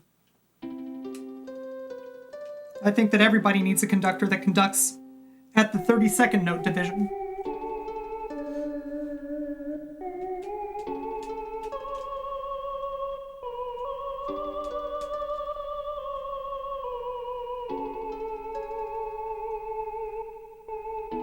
Although I will say, one of the few things that I really, really don't love about the conductor, and I love just about everything about that conductor. I really wish that that animation was actually to time with the music, with any reasonable division of that music.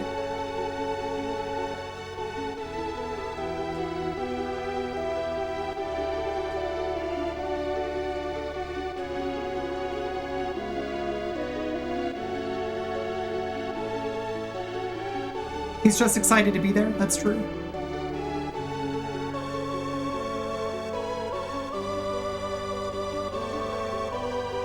Yeah, I don't actually know what,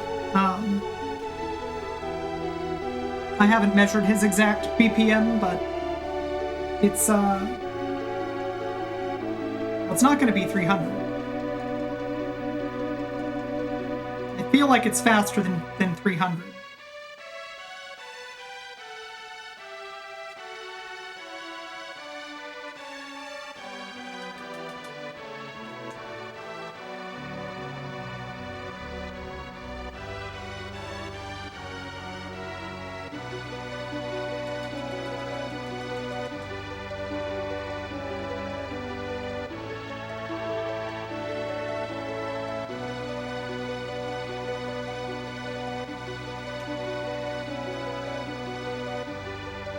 So it is a 2-frame cycle. However, this game runs at 60 frames per second, so asserting that it would be a, 2-frame animation, like there's only 2 frames in the animation, but it's not a 30 hertz flicker, I guarantee.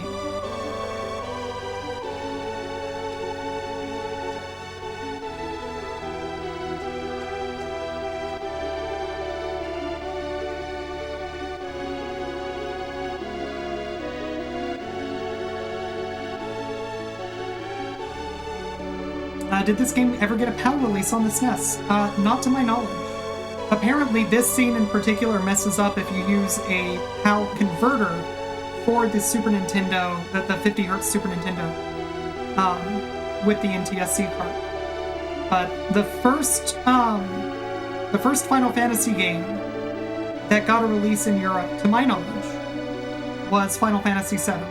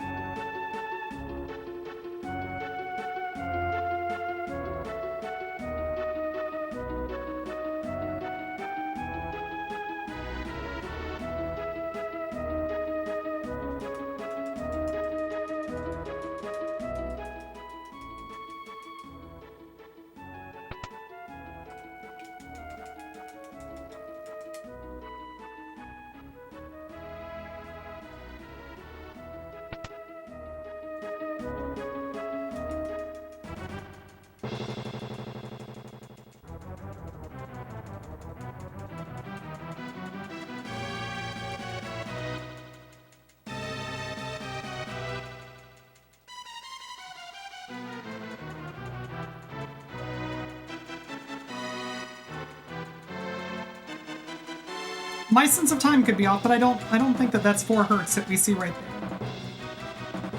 It feels closer to 2 hertz.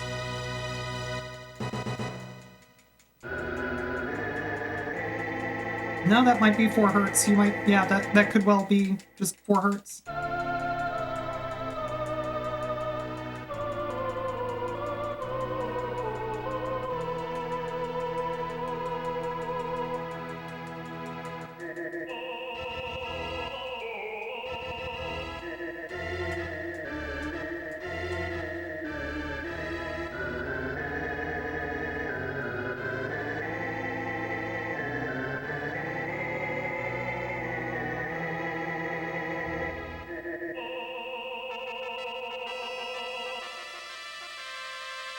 Oh, also we got Pillar Girl, so that's good.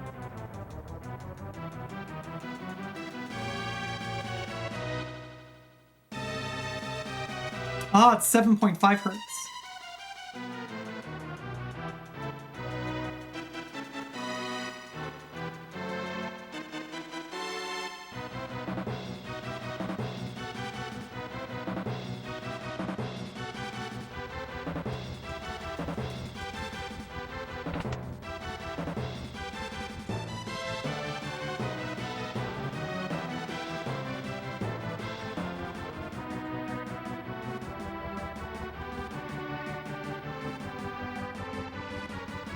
Hey, you know,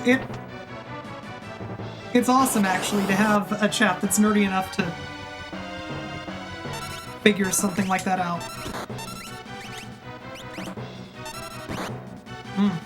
Bad start. Well, that's nice.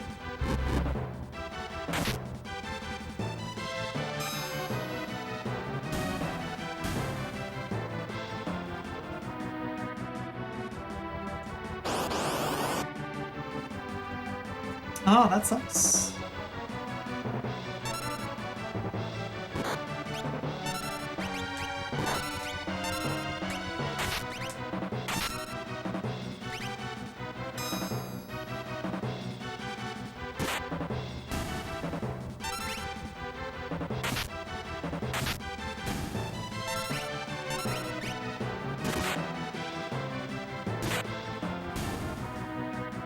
Mellison, thank you very much for the good luck. Alright, that's actually perfect. Man. Uh-huh.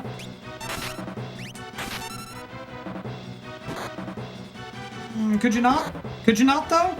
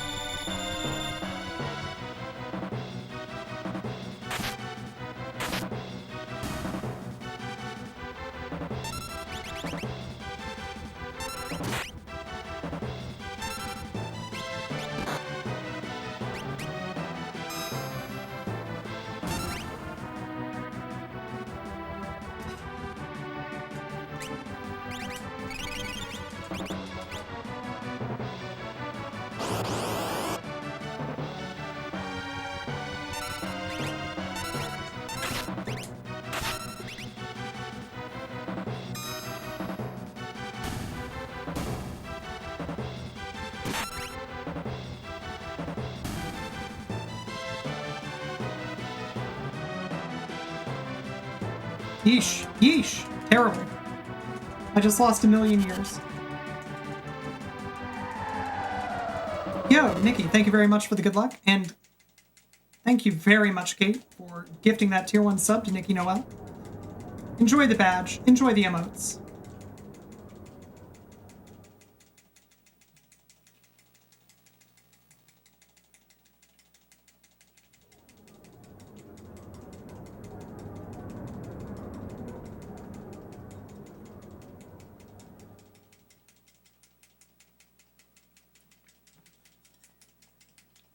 One of the fun facts about Nikki Noel is if you just take a random sampling of games that I really enjoy playing, say Baduk or Mahjong, Nikki Noel is guaranteed to be better than I am at that game.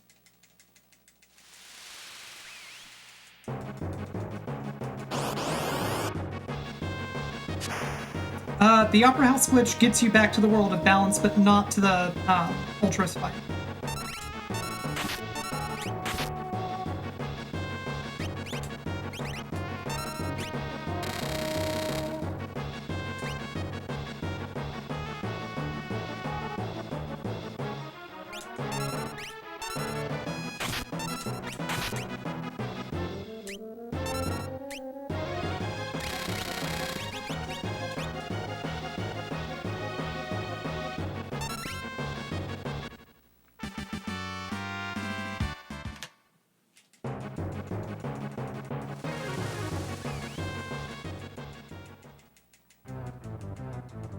Are you then stuck in the world of balance, or can you get back to the world of ruin?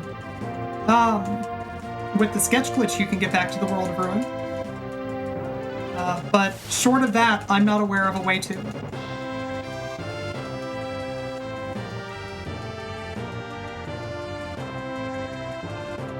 Yeah, and as Final Fantasy III Lock Z says, if you die, you go back to where you last saved, which might be in the world of ruin.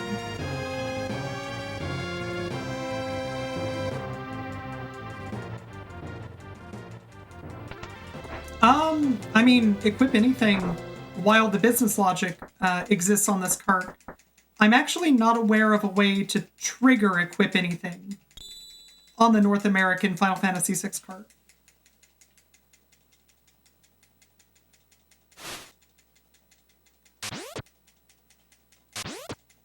Because you need to be able to access item slot 255, which you can't access in this menu. The 2-column item menu in the Japanese card is how you access that slot.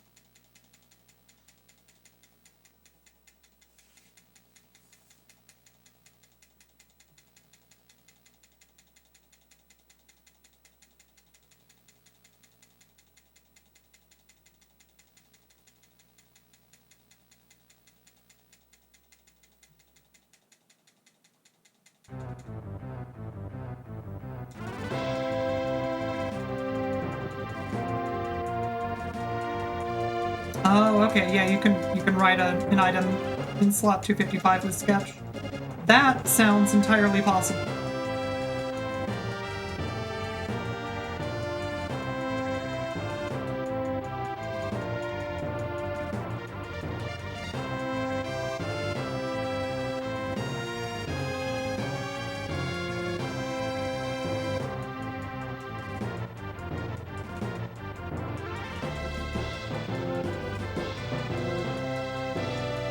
You know, I've never not had Edgar in this party. I actually don't know what this scene looks like if you bring Cyan and Gao, because, hey, let's be honest, why would you bring Cyan and Gao?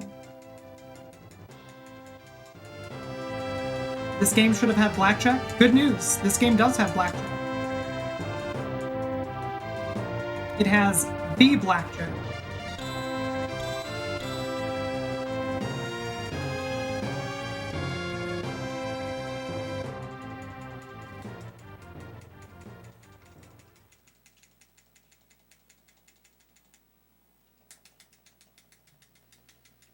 Yeah, the problem with bringing Cyan and Gao somewhere is that you have to then make use of Cyan and Gao, which is not the easiest thing in the world to do.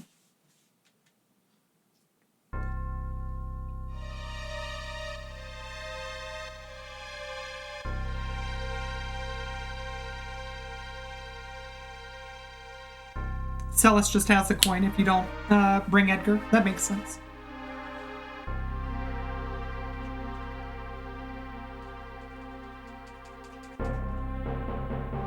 Thank you, FF3 Law.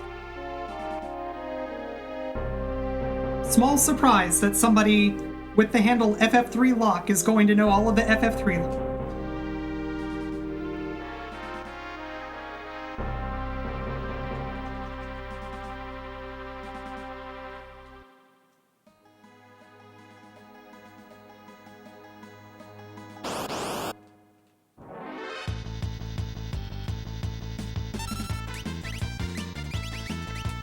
That's right. I was already menued for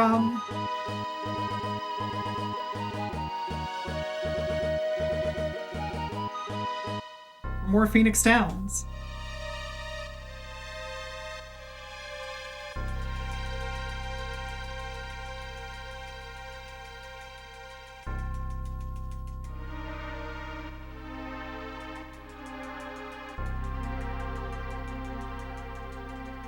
Yeah, honestly, it's unfortunate that there's not some way that Gao could be turned into a strat, but like even with encounter manipulation, it's so slow to get Gao to learn anything that makes the game appreciably fast.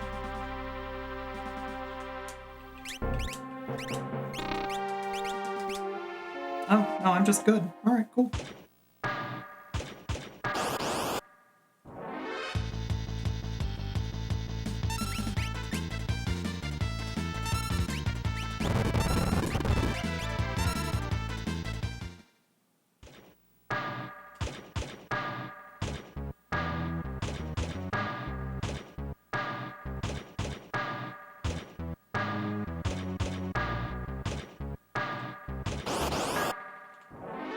Yeah, I couldn't tell you what rages he starts with, other than Hornet. Hornet's what we use in the Kefka fight. But really, other than that... Yo, Stin! Welcome in, everyone. Thank you for the raid. Hey, I'm Tina. I speedrun a lot of games. Presumably, you were watching Stin speedrun Super Mario World, where I have had several disappointing speedruns, but... in theory, I have speedrun that game.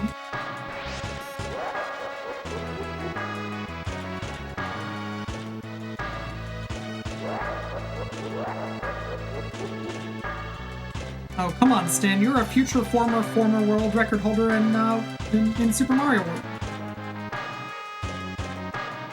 Wildcard, welcome in. Yeah, this track is really, really good.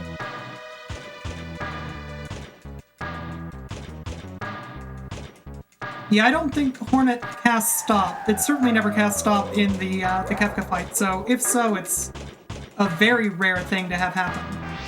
It's just pretty fast and it hits hard. 2 extra steps, not a huge deal. Yep, first sub 123 run.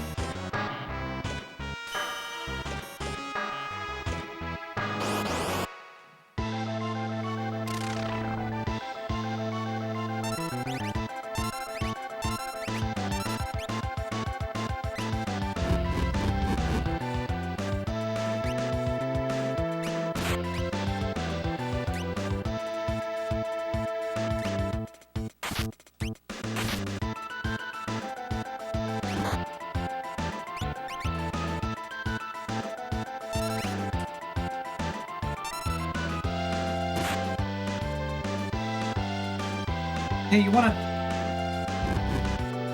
It's fine.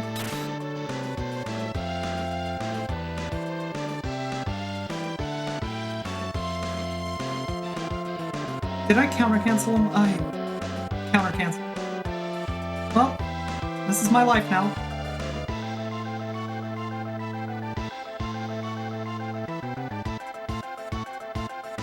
There we go.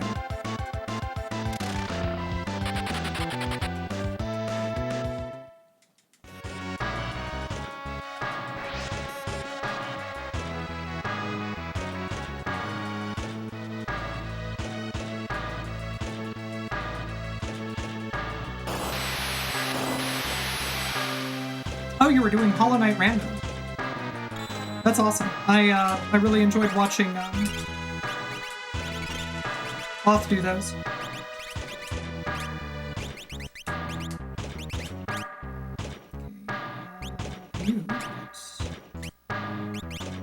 Issues here.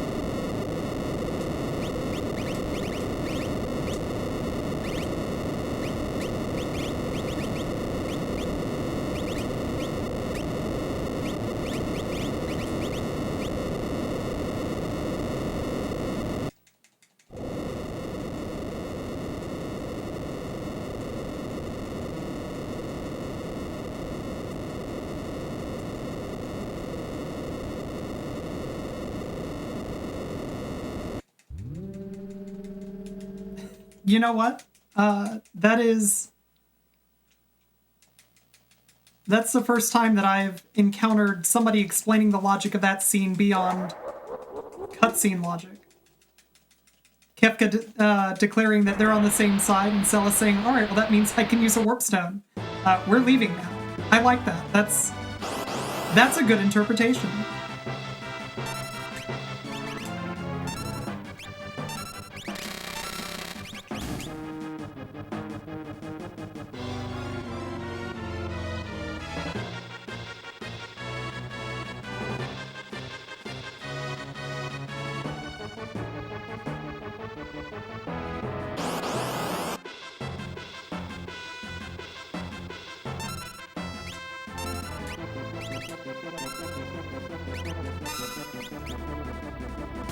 I need to menu locks magic up to show.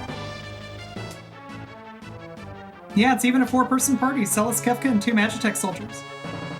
That's perfect.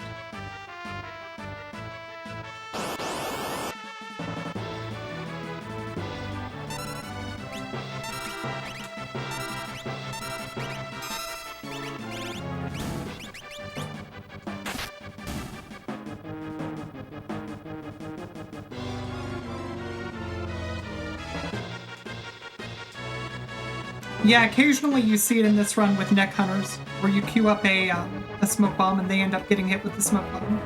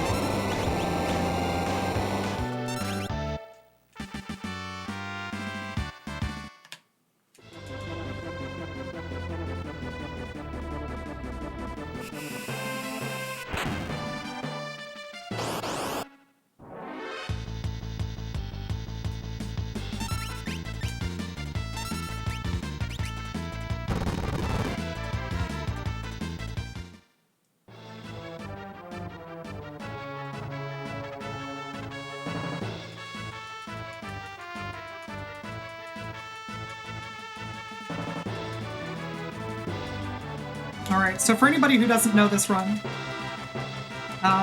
now's probably a good time to talk about what's coming up. So you're going to see me go into the Esper Cave, which is, if you've played this game casually, exactly what you expect to have happen.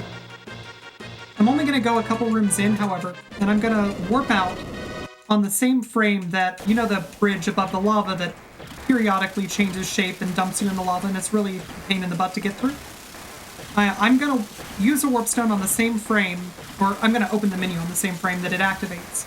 And I'm going to use a warp stone at that point, which prevents that bridge from deactivating. It overrides the business logic that says that that timer should not be active. I'm then going to take an intentional game over, which will allow that, it'll allow it to tick over to a known point. And then after that, I'm going to use a tint. That timer's going to activate.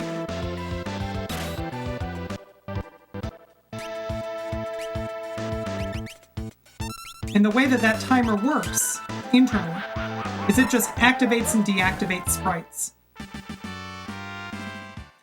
During the map cut, or the tint cutscene, you're actually technically physically on a map.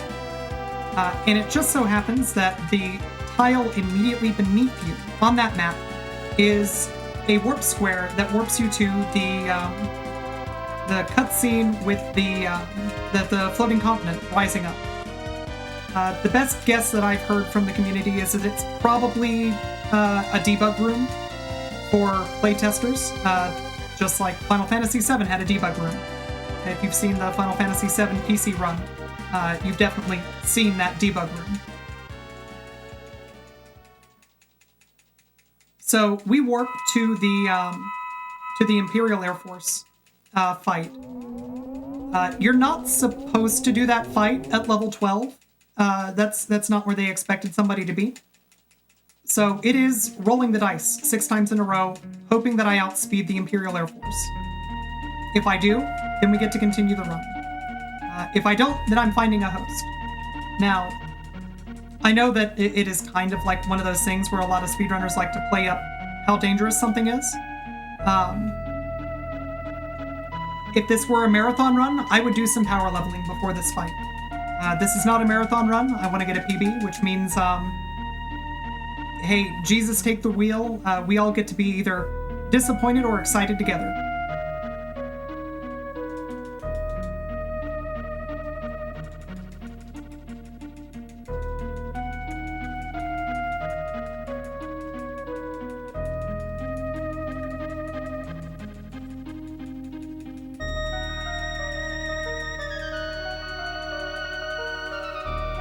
Personally, I'm looking forward to finding out what Final Fantasy VI wants for its birthday. Either Final Fantasy VI wants me to finish a run, or Final Fantasy VI wants tears for its birthday. And, I mean, far be it from me to deny, you know, a video game, certainly a very influential video game like Final Fantasy VI, a good birthday present.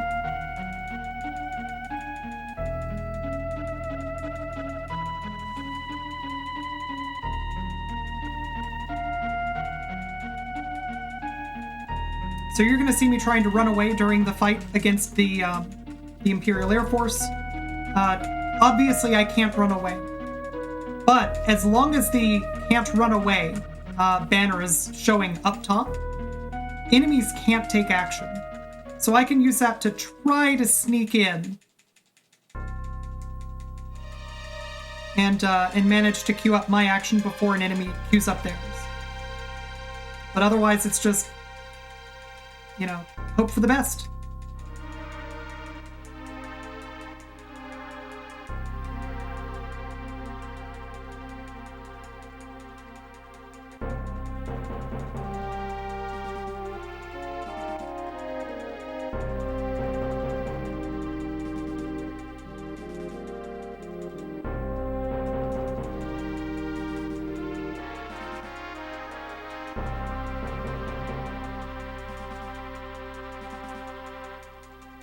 I think the 6 remaster is coming because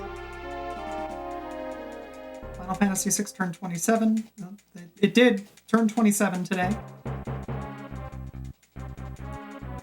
Final Fantasy Twitter is hype. Well, that's kind of normal. Final Fantasy VI turned 27.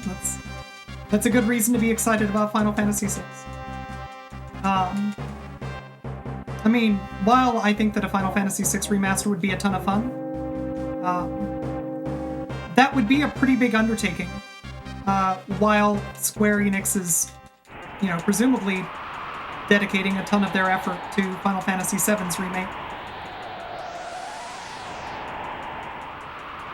It would be a surprise. I certainly wouldn't mind, but it would be a surprise.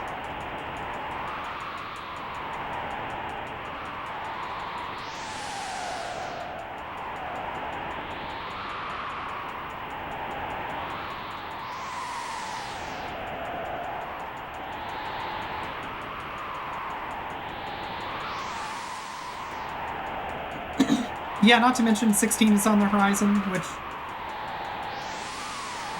everybody that I know who likes Final Fantasy XIV is really excited for 16, so I suspect it's going to be well received.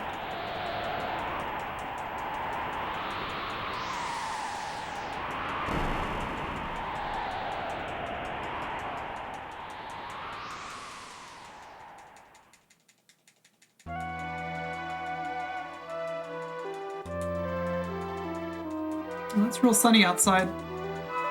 That's good. It means that my blackout curtains are actually doing their job and making it so that my camera doesn't start clipping anymore.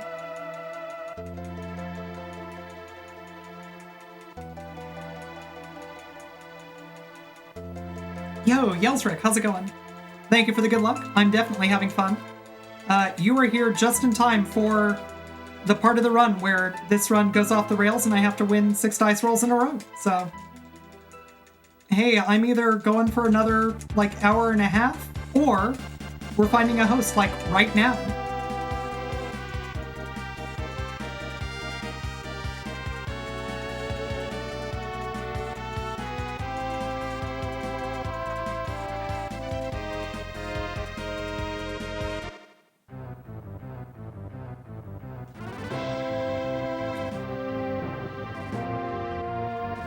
This does not bode well.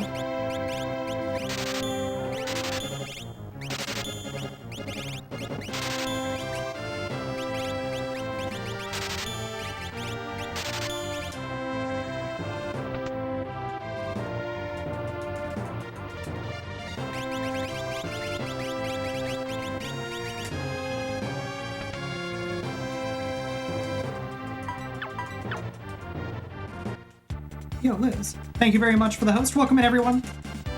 You are here just in time for this run to either get real goofy or real dead. So, welcome in.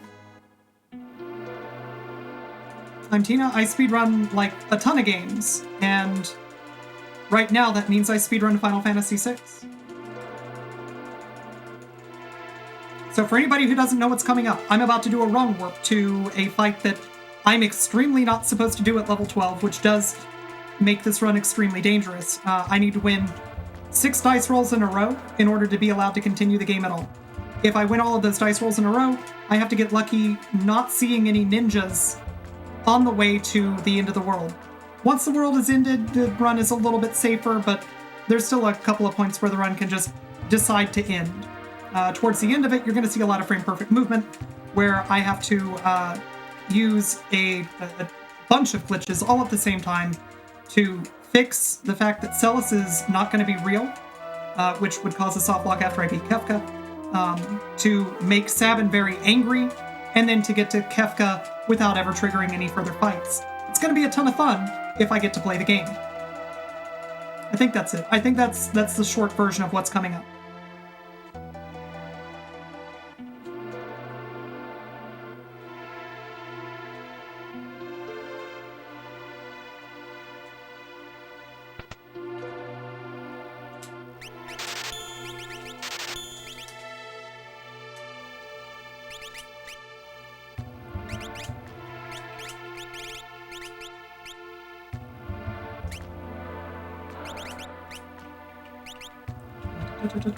You need running and PG.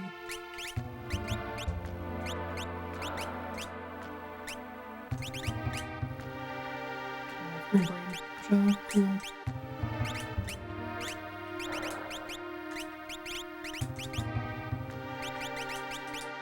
Go. All right, now all I gotta do is be nice.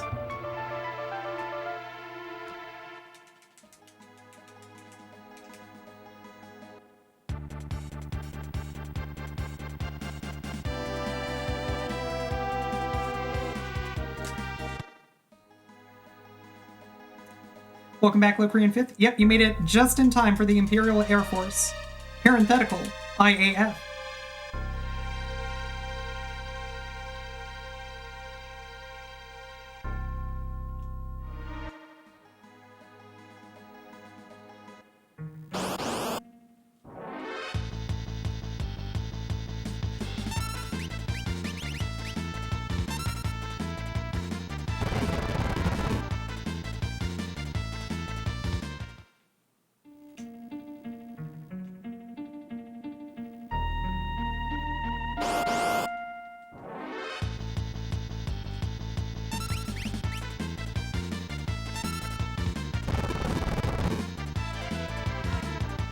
Coming up, I need to open the menu on the same frame as the bridge.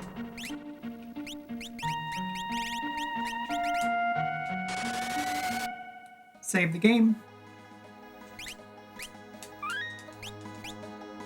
And game over.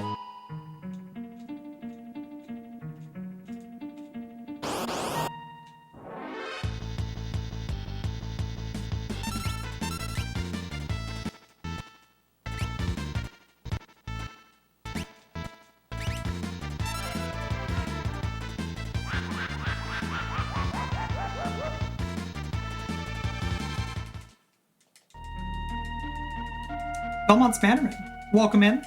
Thank you very much for the raid.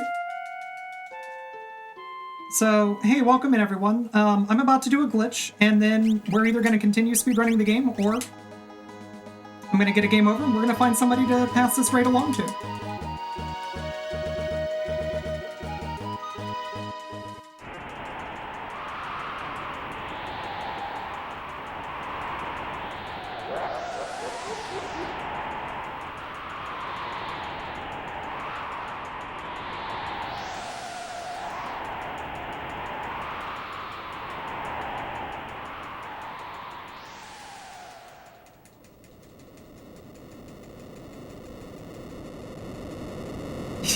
Yeah, no kidding. What a good time for a raid.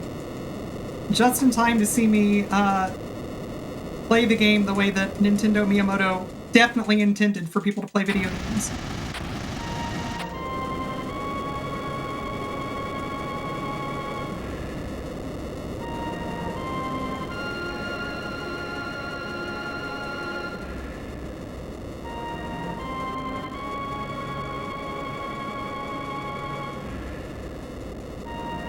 Oh yeah, those people are very dead. They're not people anymore. They have transformed into corpses.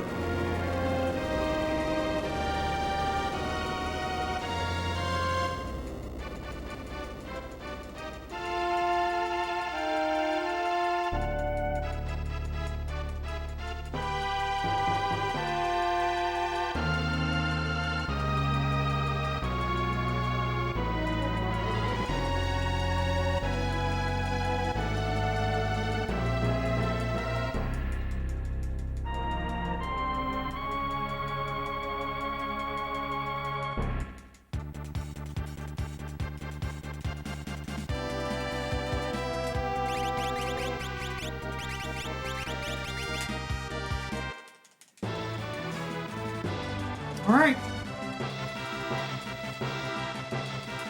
Just gotta be nice.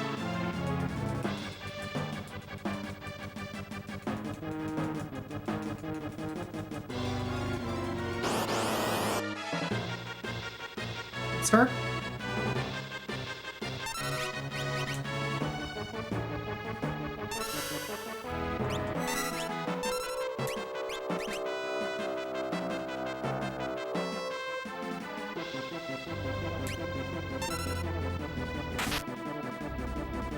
Fair enough.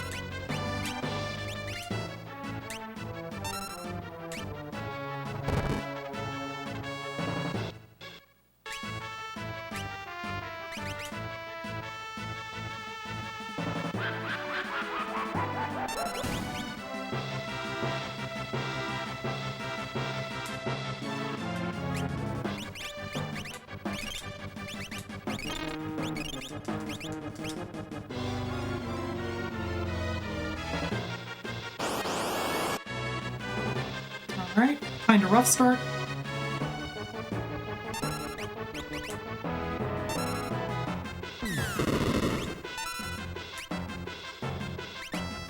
Alright, not the worst.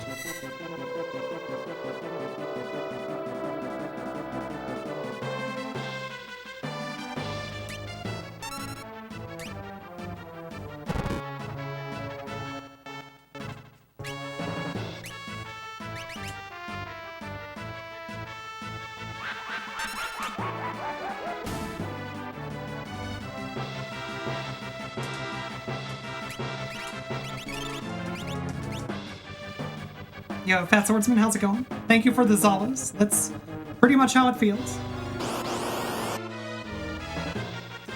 This one's actually kinda bad.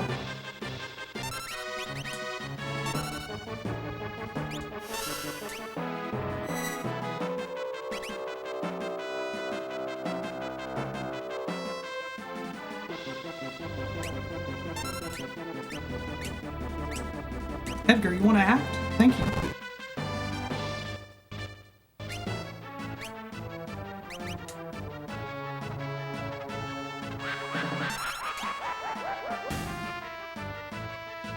I believe that now I need to use an elixir.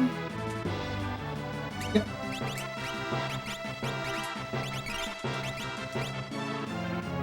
Back here. The bat attack is absolute 0. If we see that, odds are very good that the run's done.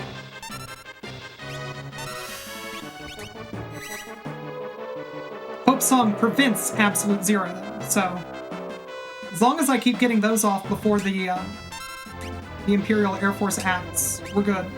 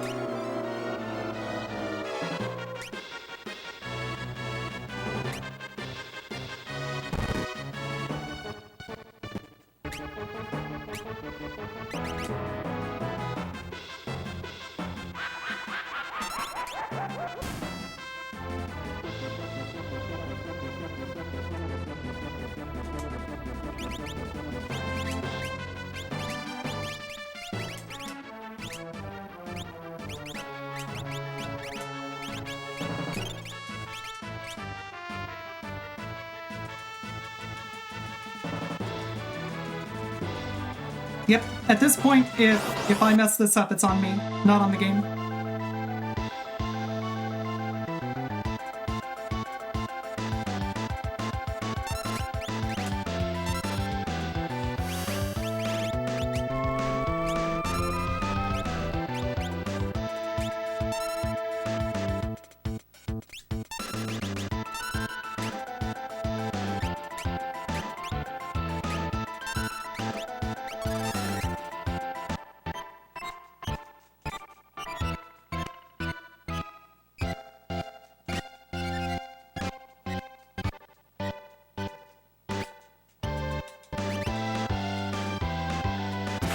Alright, that's on me.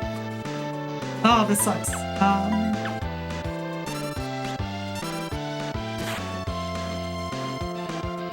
Alright, so Muddle can miss now.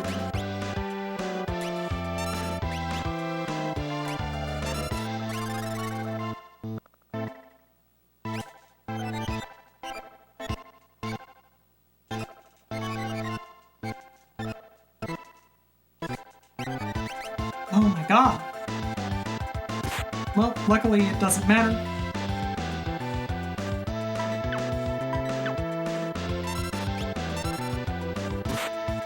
Please stop that.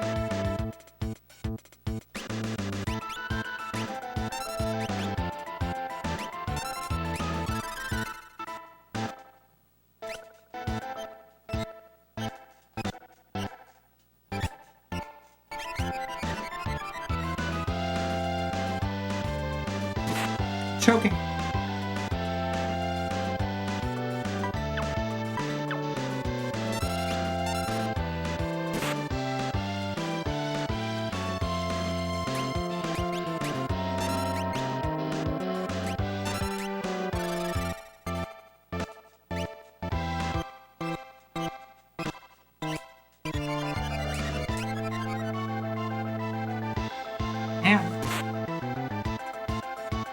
I'm getting really lucky with the with everything hitting.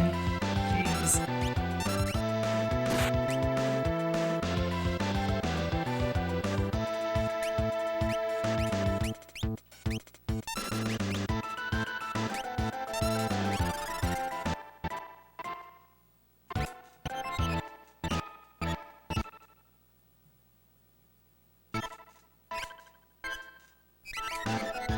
Don't miss.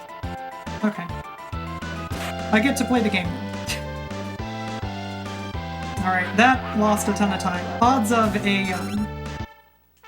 PB now are pretty slim, but oh boy. Embarrassing.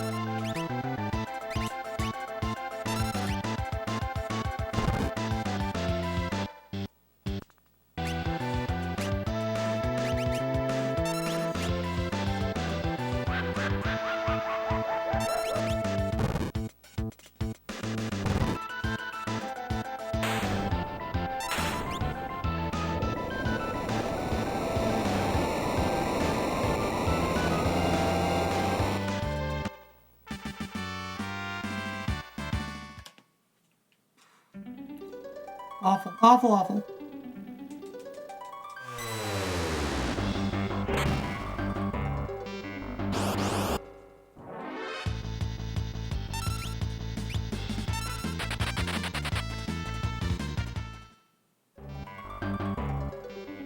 Everyone, I appreciate your celebration. However, like I should point out, like, that's embarrassing.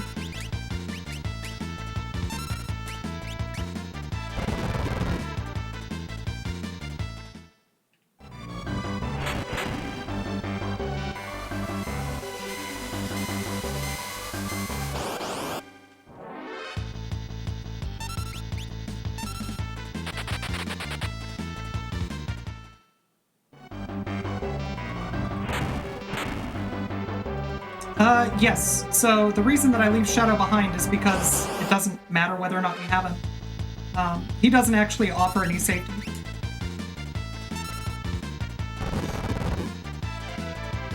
Yeah, it's so embarrassing that it's guaranteed to be a PB now. I hope so. I hope that that was enough of a screw-up that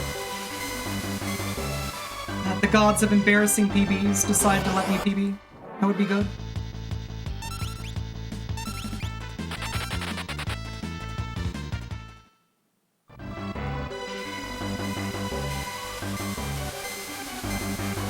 But yeah, the only thing that's meaningfully dangerous in this run, or in this area, is ninjas. So this is one of the areas in the game where what encounters I get is determined by the global frame count.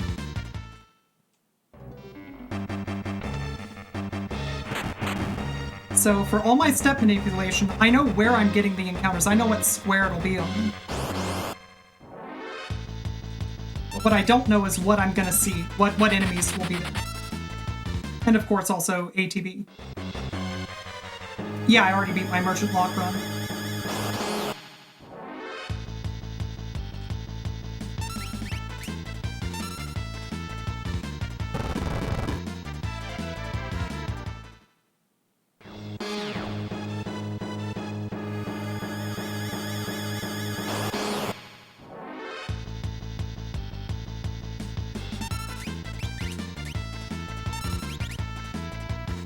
Ninjas are rare.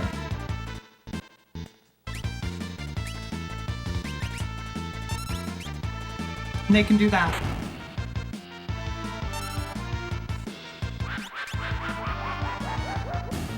Hey, good news. I didn't just game over, so...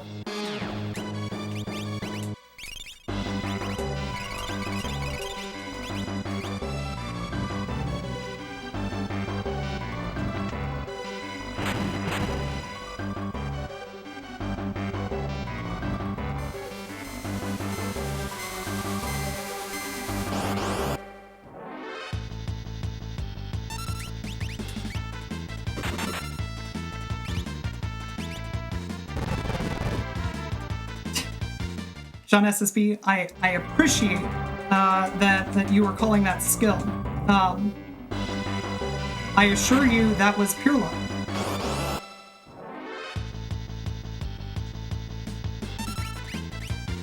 So we're done after this.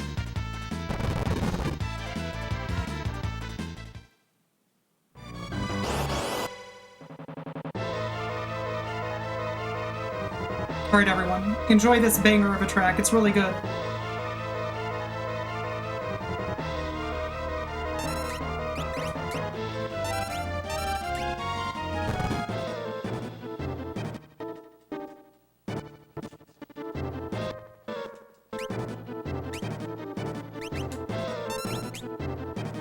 Alright, hope you enjoyed that song.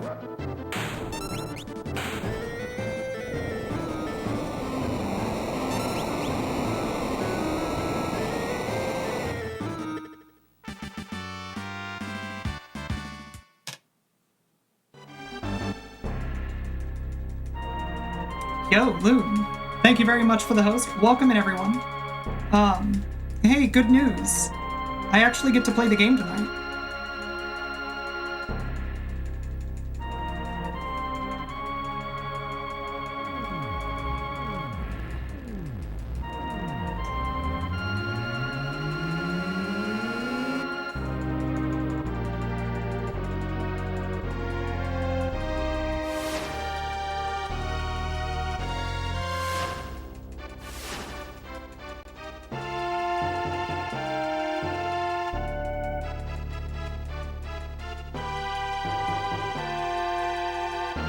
So, Joker Doom is fairly broken.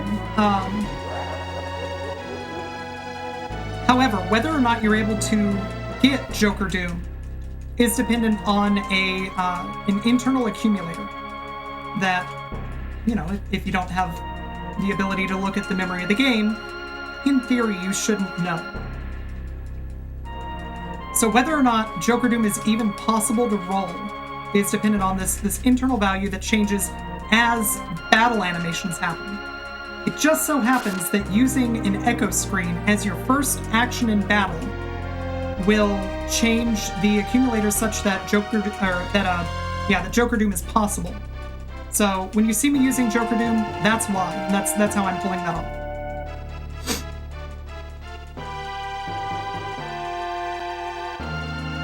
off. So while yes, it is pretty broken, and it's actually, once you get that first slot locked in, the frame window for getting the other slots is 11 frames, so it's very generous. The game tries to help you after you get the first one locked in, if it's possible. After that, it's pretty broken. Once you're able to manipulate it, and then, you know, since we can pause buffer, it's very, very broken.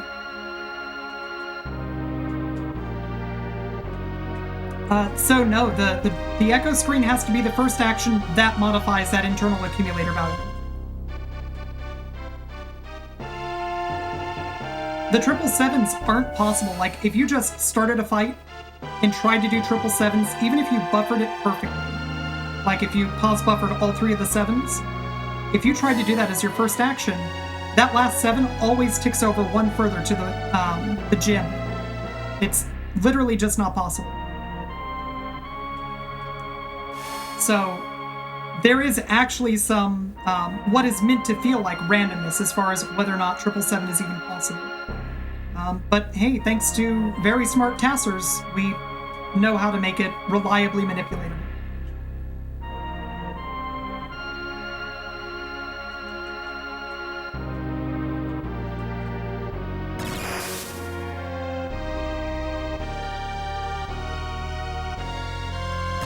Yeah, in a casual playthrough, the odds of you seeing a Joker Doom are very, very low. It's meant to feel like magic when it happens.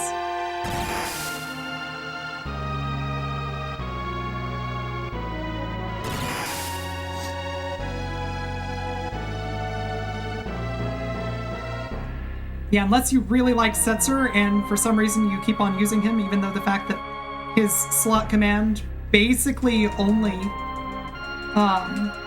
like, it's only ever going to give you Logomorph because it's only ever going to give you Logomorph, I swear. Yo, Ryudo, how's it going?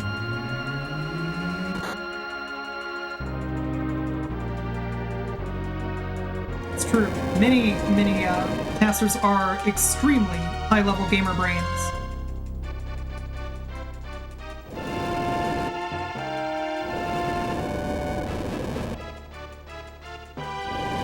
That's true. If you get a Chocobo as your first ring in, it is impossible to get anything but Chocobo. And if you get a Gym as your first ring in, it's impossible not to get 7 Flush. So those are relatively well weighted, but yeah, good luck.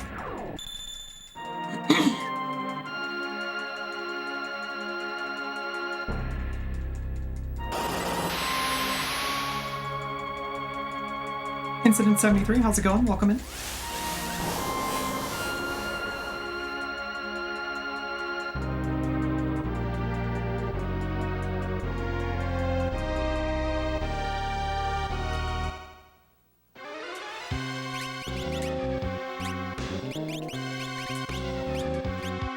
Nope. There you go.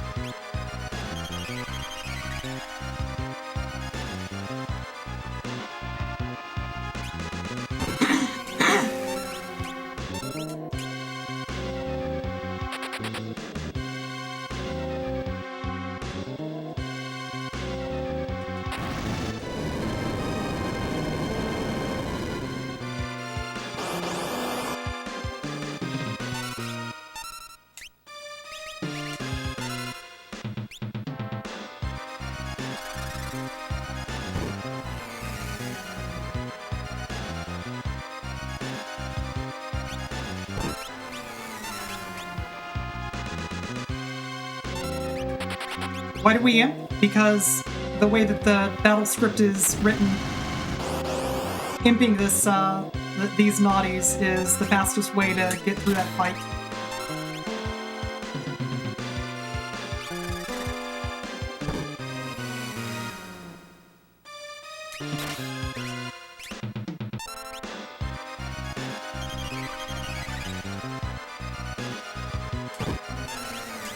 In the old speedrun, we actually used to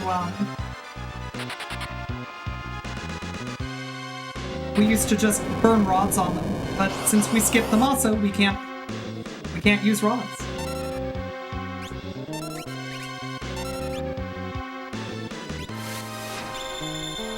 Doesn't matter.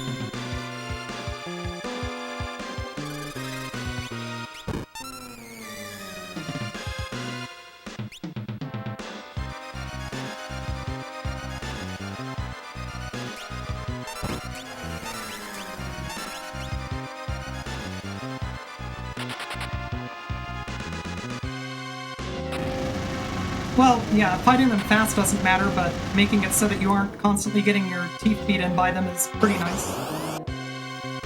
And yes, you do actually wait.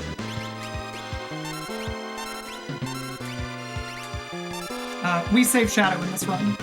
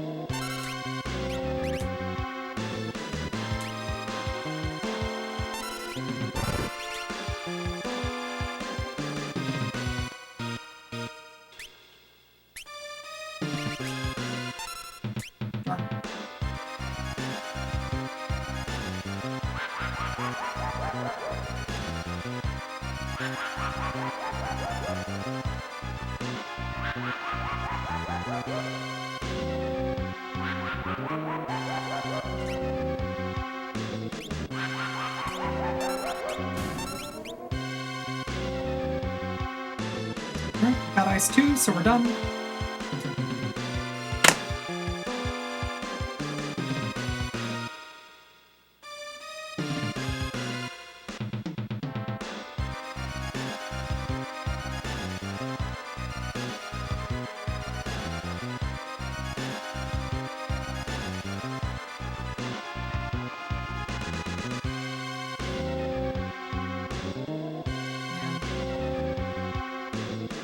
I remember when Sub 4 Into the World was the dream.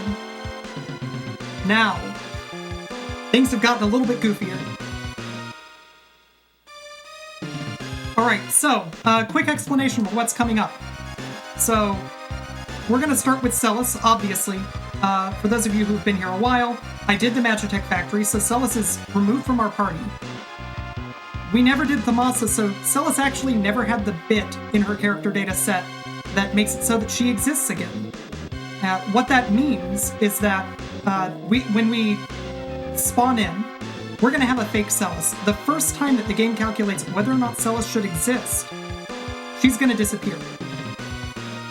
In practice, that's going to happen when I pick up a lock with glitches.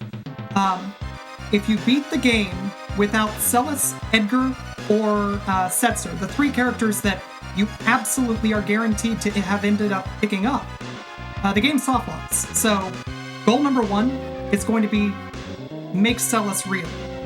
Goal number 2, after that, is just beat the game. So, to do that, I'm going to go to Jidor, into Alzur's mansion, which is why I'm waiting for Shadow. If I wait for Shadow, Shadow ends up in the Belt Cave, and Realm is already in Jidor, so I can go into the Haunted Mansion. I am going to, with frame perfect movement, take the door, the timer that opens and shuts the doors. I'm going to remove it from that area. I'm going to have it follow me out into the world, and we're going to do some really glitchy stuff, and then hopefully I'm going to beat the game very fast. We'll see.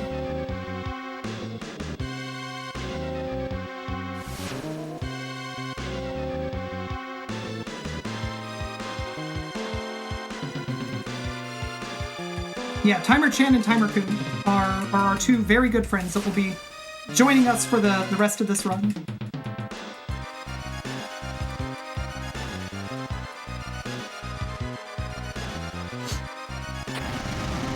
Yeah, Shadow being alive, being part of the speedrun route, for anything other than all characters is wild. But I'm super happy that it's the case. Before Eddie, a Japanese tasser, found the way to free the timer, we used to have to just go to the Phoenix Cave and get a real lock so that we could get a real Celis. For anybody who is showing up now, earlier we named Celis, but I never picked her up. I didn't save her from South Figaro, so she still exists there.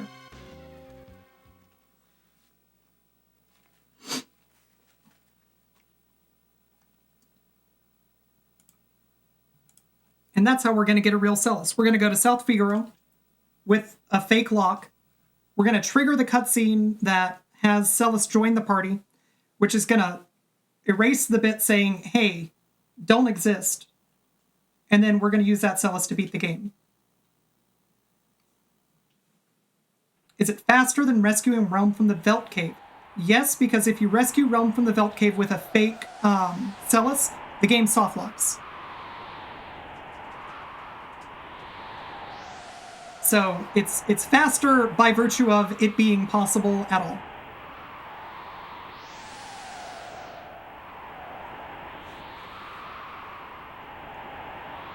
In most speedrun categories, triggering the end credits tends to be the thing that is considered beating the game.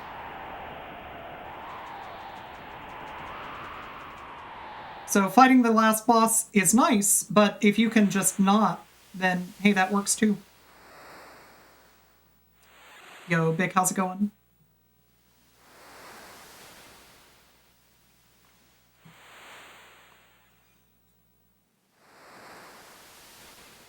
Bich, don't do this to me. I don't know how to do pro fishing. I'm not good at video games like you are. I'm sorry. I'm sorry, Bich.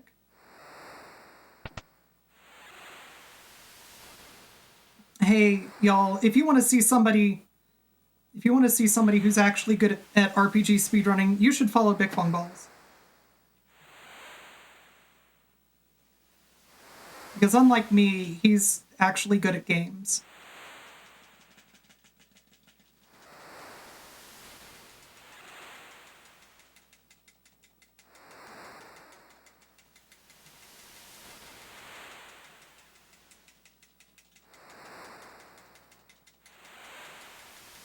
Body one. Bless you. Thank you.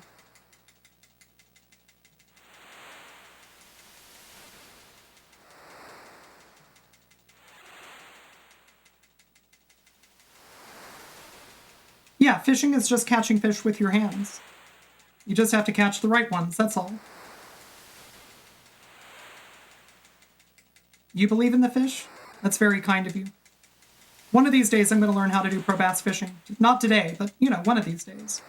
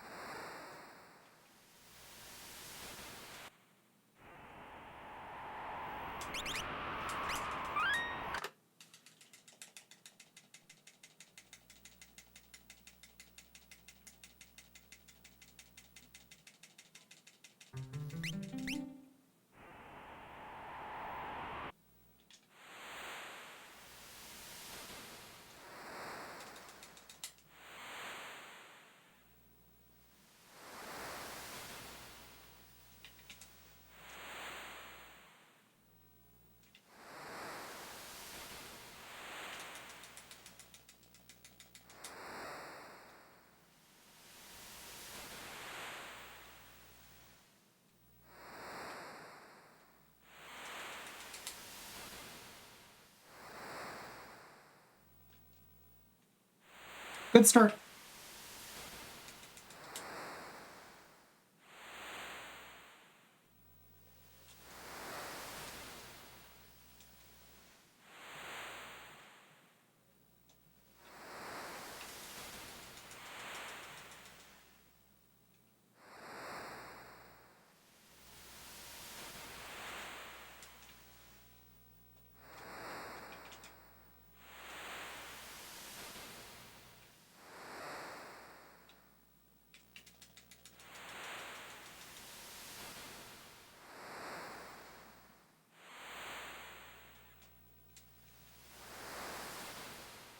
Nooster, thank you for the good luck. Hope you're doing well.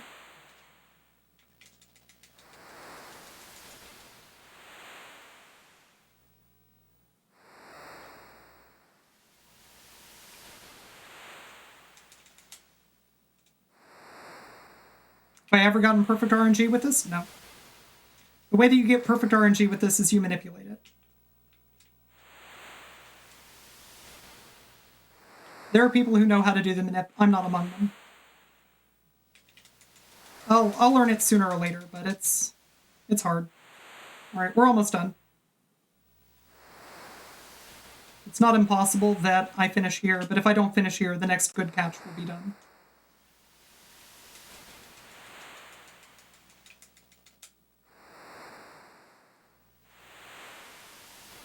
Yeah, this is legitimately the hardest part of the speedrun that you have control over. Like, IAF is harder, but like you can't do anything about IAF.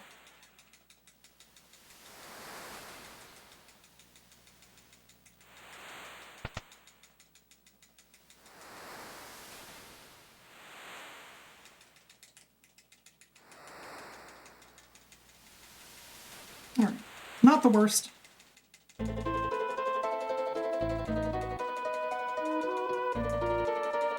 No, like, real long bad strings of bad luck.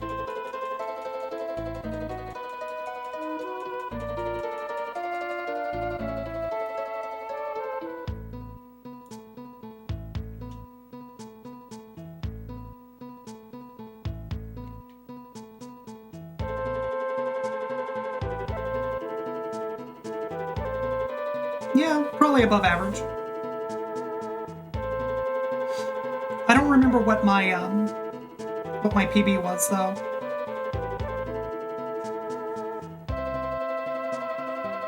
I don't remember if I had like really good luck or just normal luck then. My PB has first try Gao though. That's a tall ask, and it had good dollings. So those are two things that I have to hope for.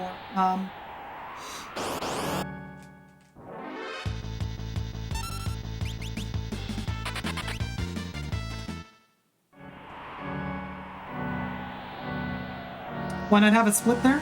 Okay, so here's the reason, and it's really dumb. The reason that I don't have a split there is because I have not written the logic in my splits program for it to dynamically hide and show splits based on a maximum number. So I had to pick and choose which splits I wanted to show.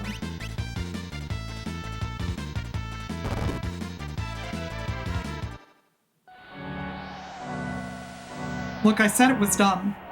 I don't know what else you want from me. Anyway, for anybody who's new, this song starts with the word chocobo through a vocoder on the SNES. Enjoy it. You get to hear 2 full verses of it this time.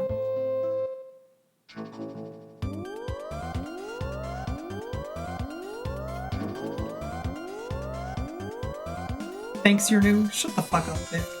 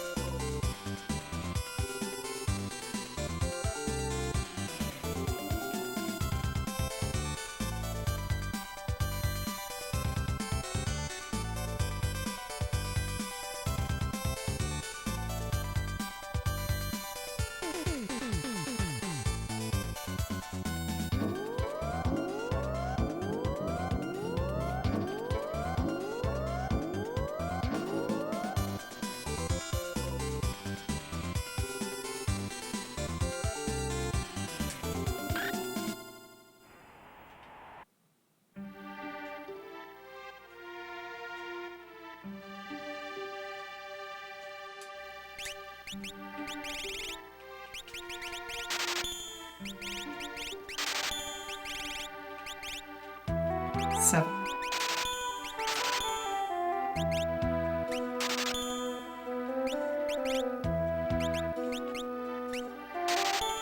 Nine is fine.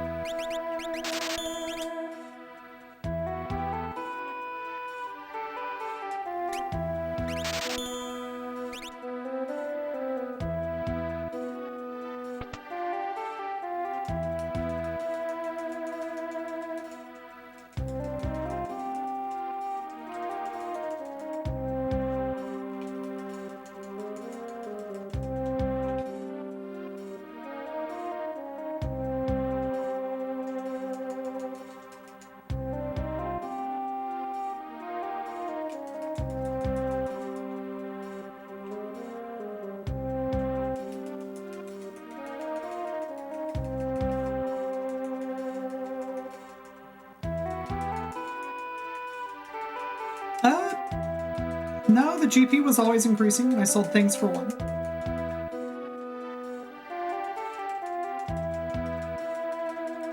You might have been looking at the amounts. Only the last couple things that I sold were for 1. I started with the last digit of my GP being 7, and I sold 2 things for 1, and I ended up with 9, so that was my expectation. Nothing surprised me there.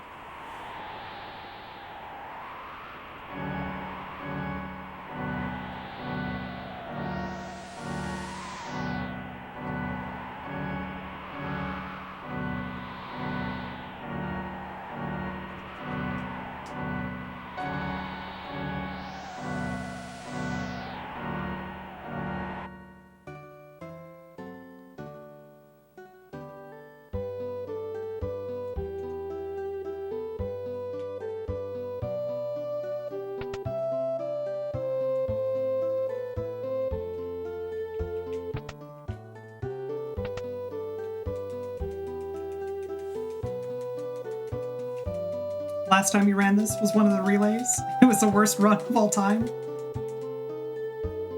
Big. Big, you've seen the way that the run ends now, right?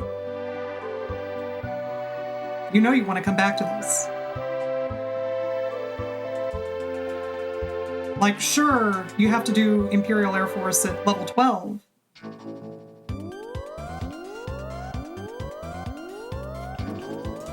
And sure, you end up soloing Tentacles.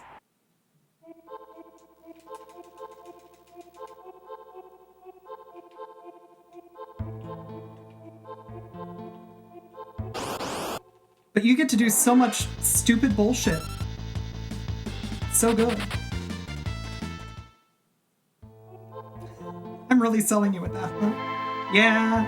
Look, I didn't say it's only upside.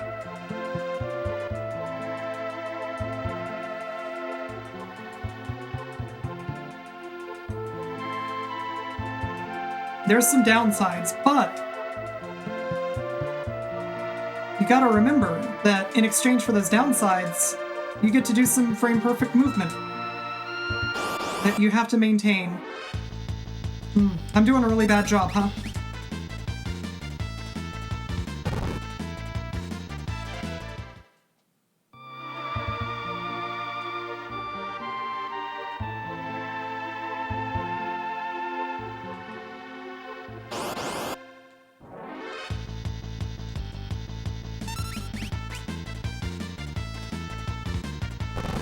I wouldn't feel bad for that turtle.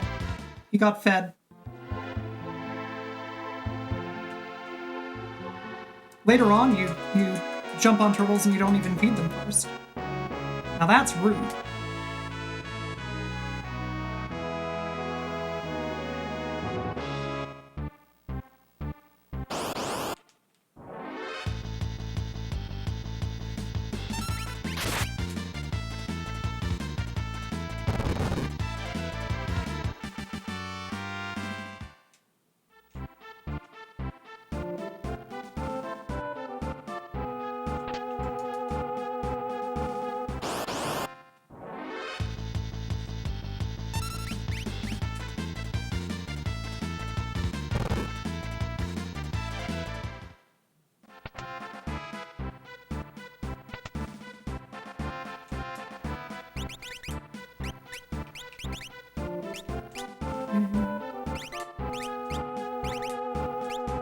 Okay, let's go. She's in the back row, right? I'll find out.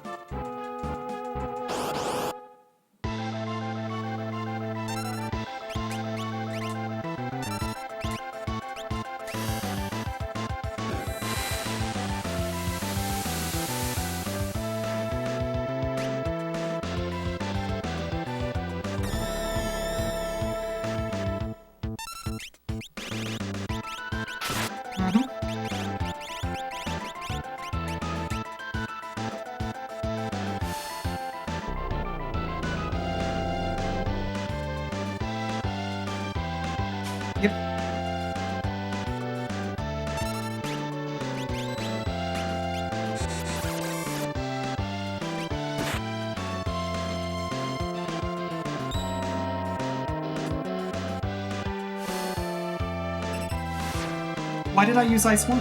That was dumb.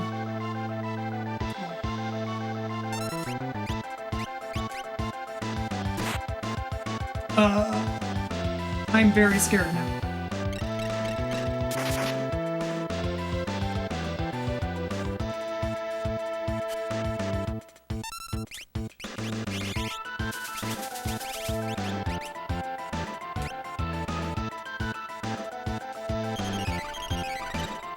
Yeah, Edgar's done his job. This is fine.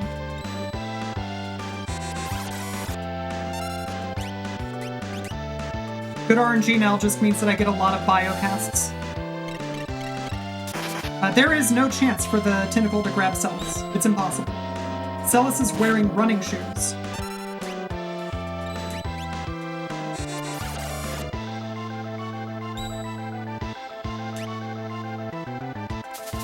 And running shoes means that she can't have slow applied to her. No slow means that being grabbed is impossible.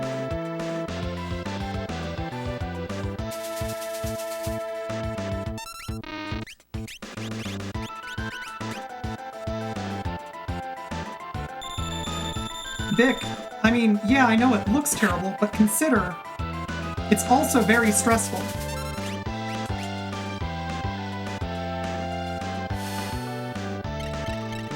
Hey, it's better than the old strat where we used to just roll the dice with super balls. Hey, please don't hit me. Thank you.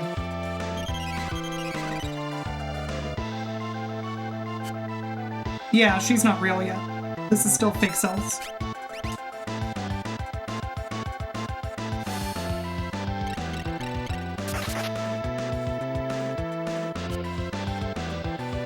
This one's actually pretty slow. Usually I kill the top left tentacle before the other two die, but the bottom right one is probably dead in the next tick.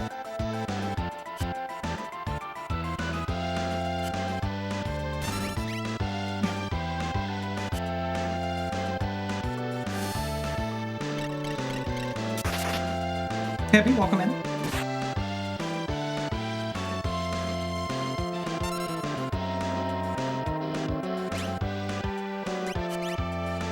Oh. Alright, well I guess I will heal it. It's true. Too much pasta. I'm no longer worried about dying. This is just a little bit slow.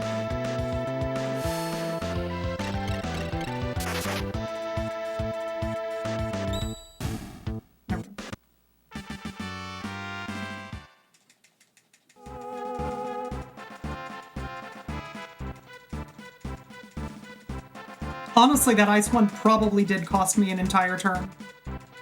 That's true. I know that you were joking, but you're probably right.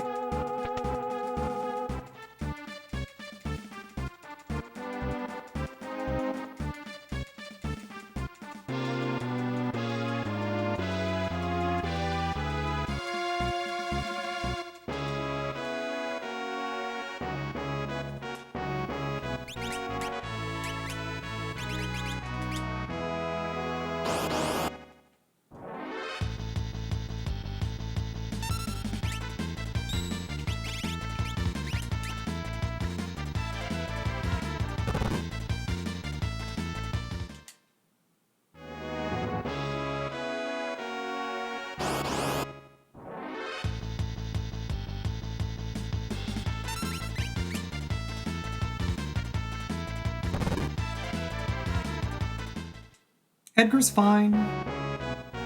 Just taking a nap.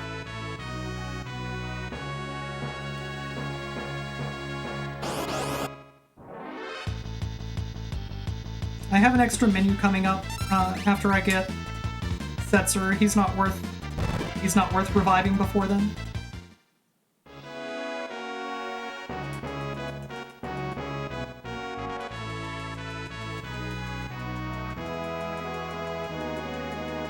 Yeah, too many noodles. He's sleepy. Happens to the best of us.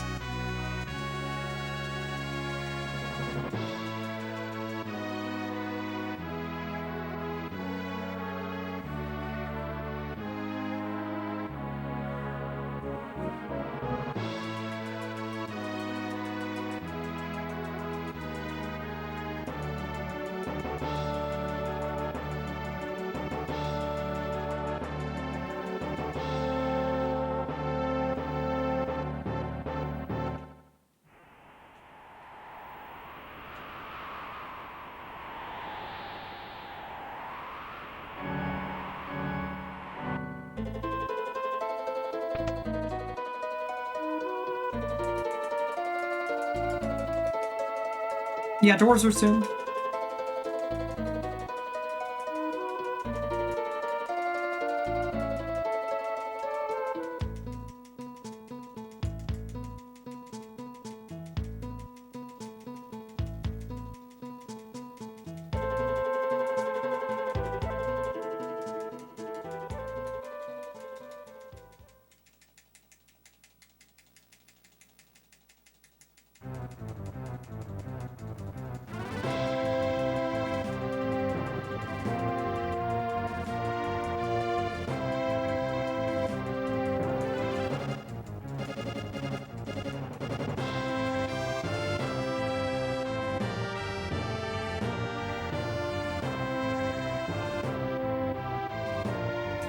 Yo, Smite, how's it going? Not my birthday. Final Fantasy VI's birthday. Important difference.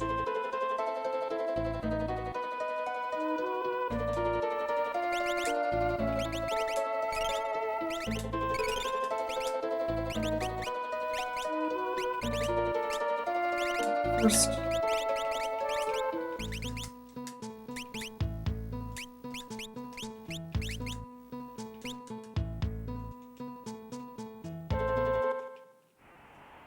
That's birthday is for too, which is when this stream started.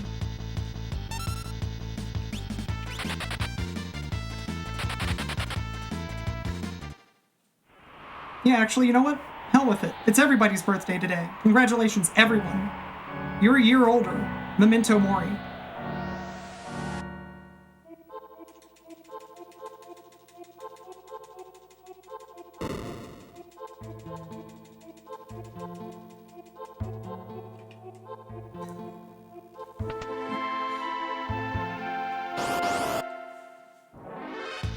Yeah, I know, it's fucked up, but consider. It also means that you get to have some cake. Presents? You probably have to get your own presents. Very few people are likely to have planned for you having a spontaneous birthday.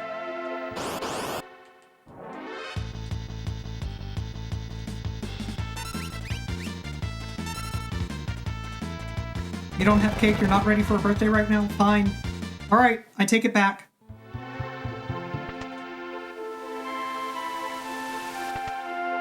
True. That's one of the perks to being an adult is you do get to have cake pretty much whenever you want is the thing. Hey, 2 extra steps, that's good.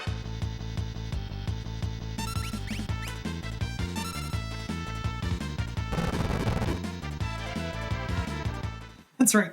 All birthdays rescinded. Nobody has birthdays anymore.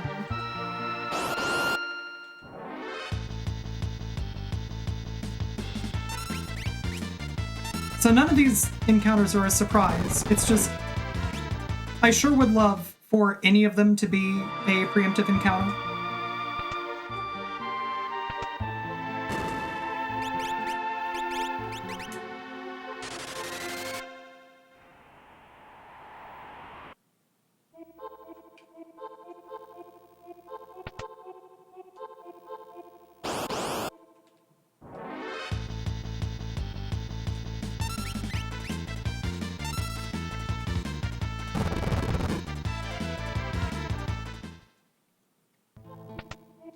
Yeah, so after this, we get Mog, and then the game just starts getting kind of wild.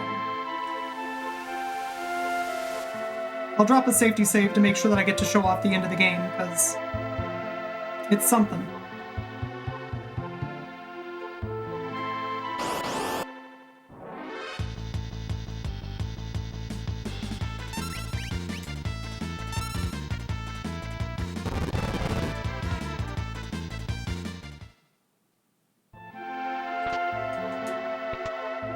Didn't actually mean to buffer that A. It doesn't matter.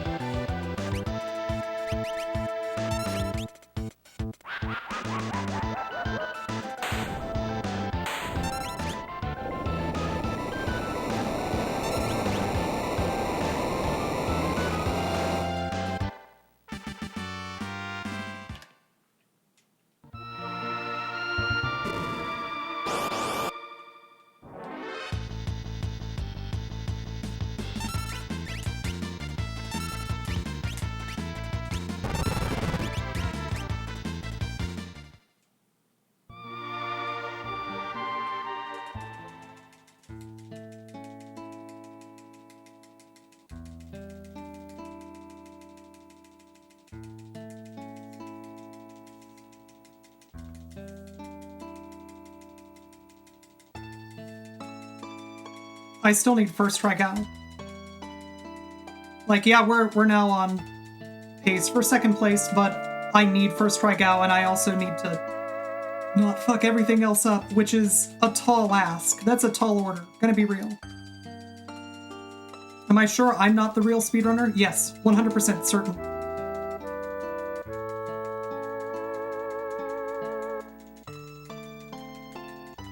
Is there no other time save? Not really. Like, I can be a little bit cleaner with the last split, but at this point, like, no major time saves left. I just need to be good. And also, I need to be lucky. Unfortunately, I'm not either of those things usually. Yo, welcome in, everyone. Hey, you're here just in time for this run to get real goofy and maybe to see a PB. A lot still has to go right for that to happen. No, I did not mess up the paintings in my current PB.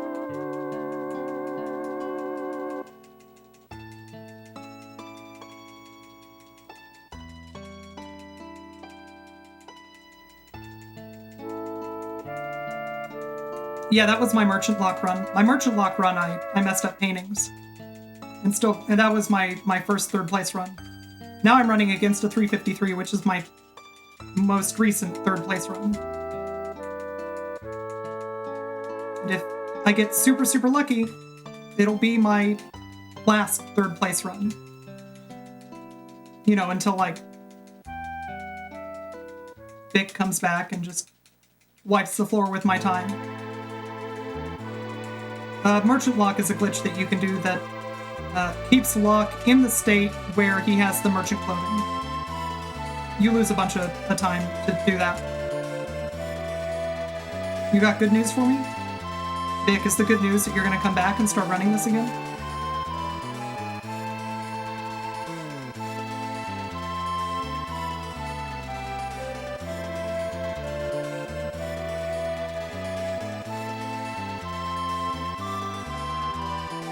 You got bad news for me now. I like that worse.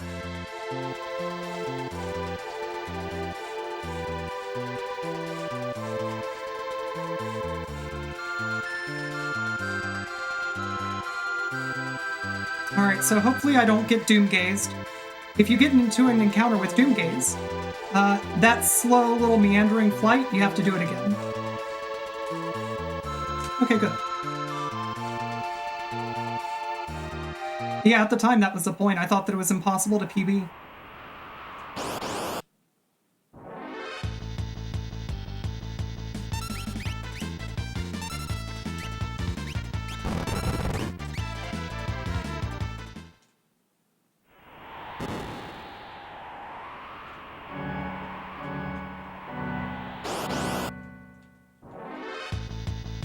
Ah, this sucks. I hate this. Yes, that's why.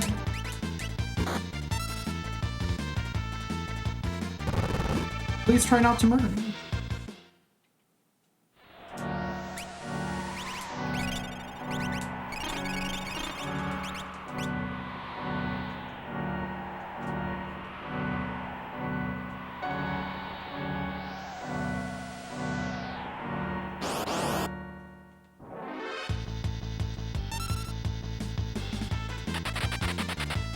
That's better.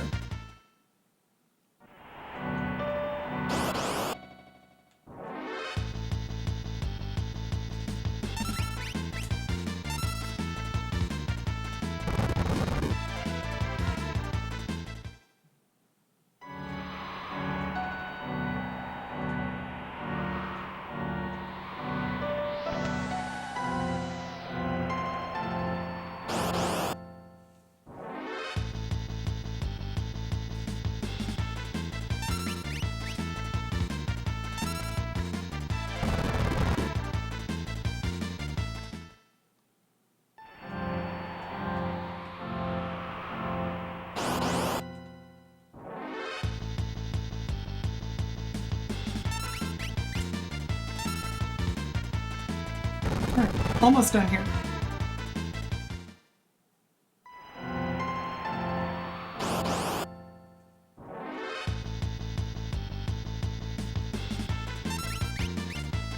might be the last one. I forget if there's more.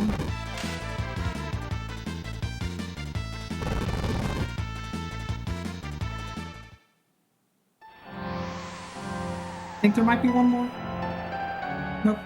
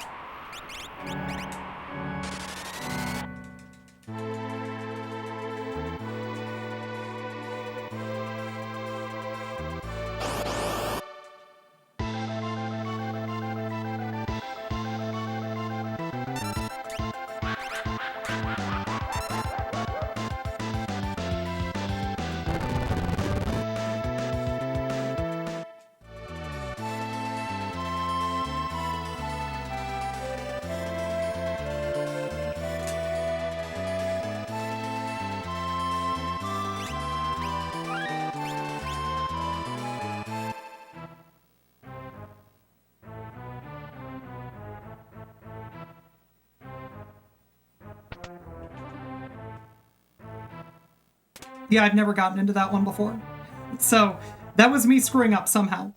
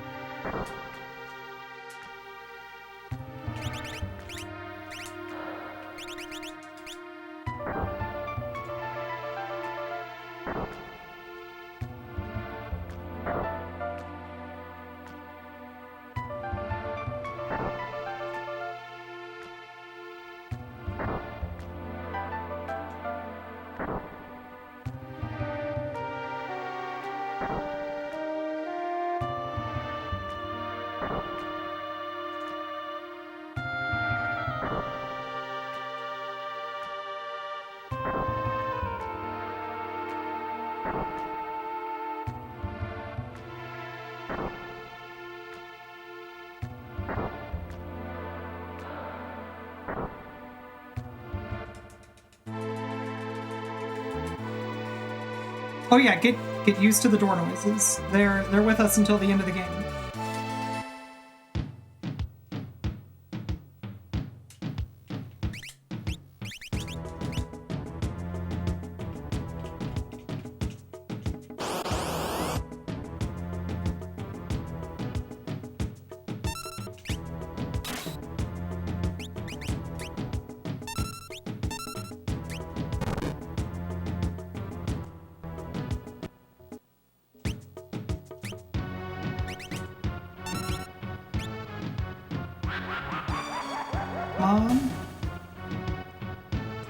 Nice.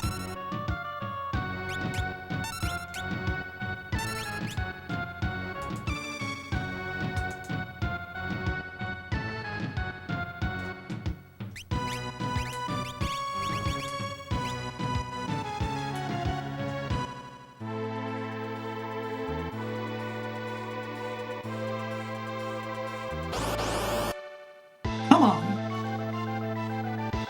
Like, at some point it just stops being funny, right?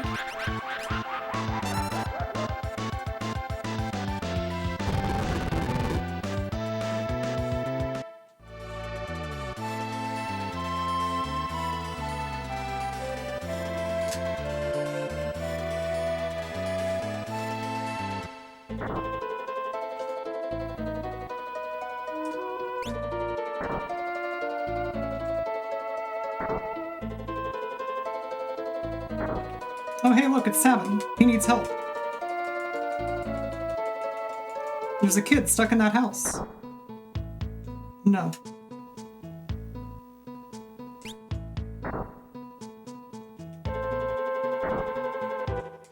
I think I will.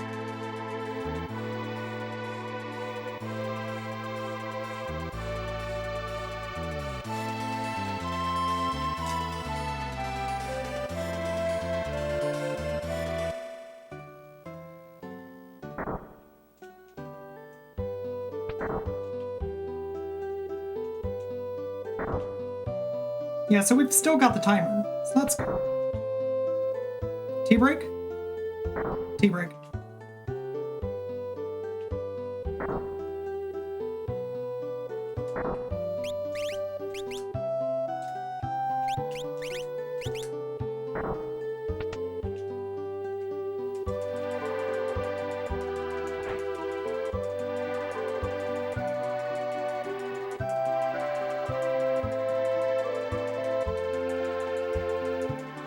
What's my favorite tea?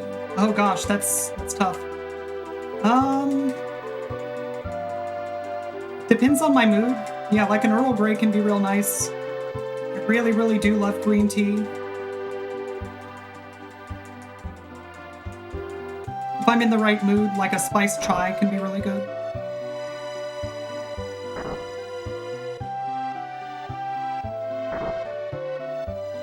Why do I switch Gal and Mog first and then to Luck?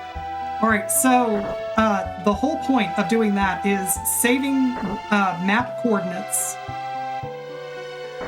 on those characters.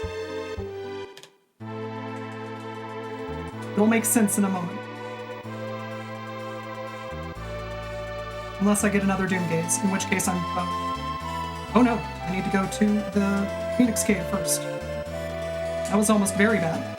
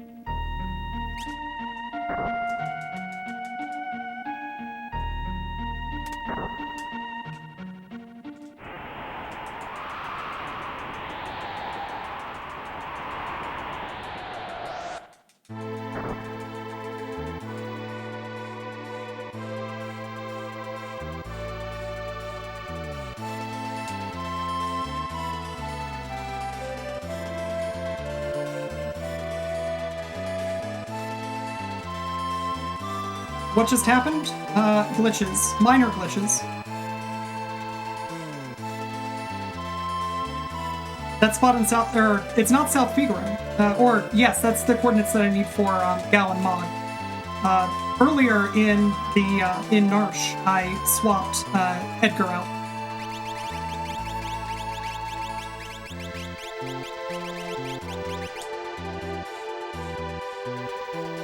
Yo, Ty, how's it going? You're here to curse the Imperial Air Force? Good news, friend. Now I just have to not choke on the, like, scariest part of the run. Like, this part is super scripted, just to be clear, but also my heart rate is currently, like, 200.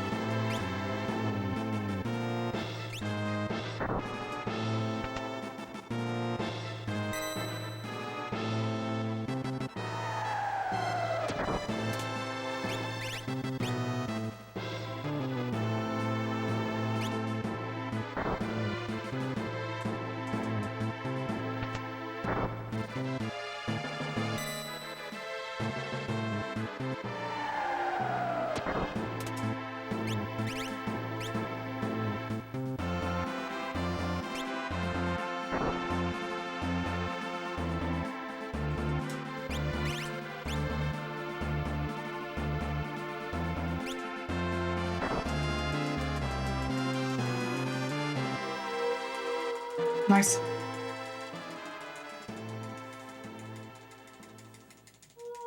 Alright, so, using that door timer, every time that you heard that, the slamming of the doors, any business logic that could have fired got interrupted, which includes reporting an update to the party leader's position, which is why, by using that door timer, I'm able to warp around the Phoenix Cave and Kefka's Tower. So that's how I warped to the end of Kefka's Tower. The Phoenix Cave the whole point of that was just to get Edgar standing on a switch and leaving without him stepping off of it. So the way that Kefka's Tower is programmed, all that it cares about is that 3 party members, anyone, has the bit set for standing on a switch. So Edgar's standing on a switch in the Phoenix Tower, and then we have 2 other people, Mog and Setzer, standing on a switch. So that triggers this cutscene. Now you'll notice in the very bottom right-hand corner, there's currently a timer, a very normal timer, with 57 seconds left on it. That's for the house to collapse in Zen. I have some unfinished business there. Now, you get a special type of game over when that reaches 0. It pulls you out of whatever you're doing to play a cutscene, and then it gives you a game over. So, what happens here is that the way that Kefka's fight is programmed, if his fight is ended for any reason other than party annihilation, you are assumed to have won the fight. And so you just trigger credits. So yeah, Savin is getting increasingly angry at the fact that his supposed friends have, abandoned him. So pretty soon, in order to come and give us a piece of his mind, he's just going to suplex the house on Kefka, kill Kefka, and then he's going to give us an earful, which is, in this case, fine. Is my unfinished business with Final Fantasy V. I'm actually learning Final Fantasy V. So, yes. Unironically.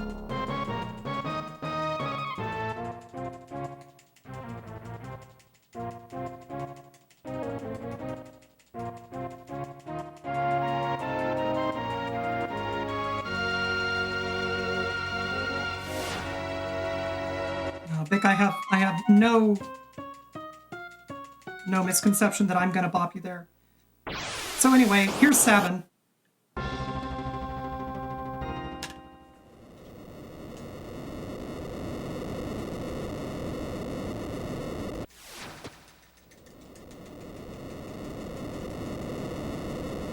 go. Thank you for the GGs, everyone. That's not bad. 40 second PB. 40 minute would be very good. I'm not sure if that's second place or not. What happened to Terra's Right? Don't worry about it.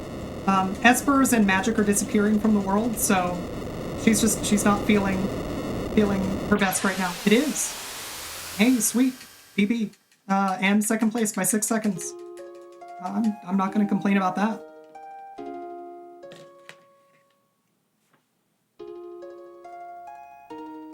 $353.35 was second place, so a 352 does it. Nice. Nice, nice, nice. Hey, happy birthday, Final Fantasy VI.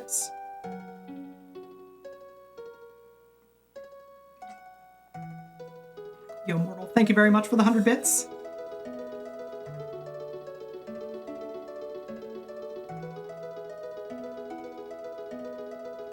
Yeah, this is a good this is a good way to celebrate, I think, Final Fantasy VI's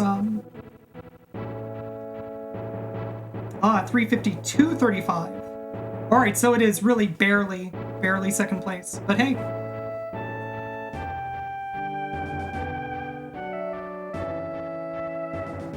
How was this exploit discovered? So there's a bunch of exploits that all happened in a row there. So the original exploit, where we skipped the Kefka fight, that's been known about forever. It used to only be usable in Sketch. So you used Realm's Sketch ability to do a bunch of glitchy shit, and then eventually this is how you finish the game.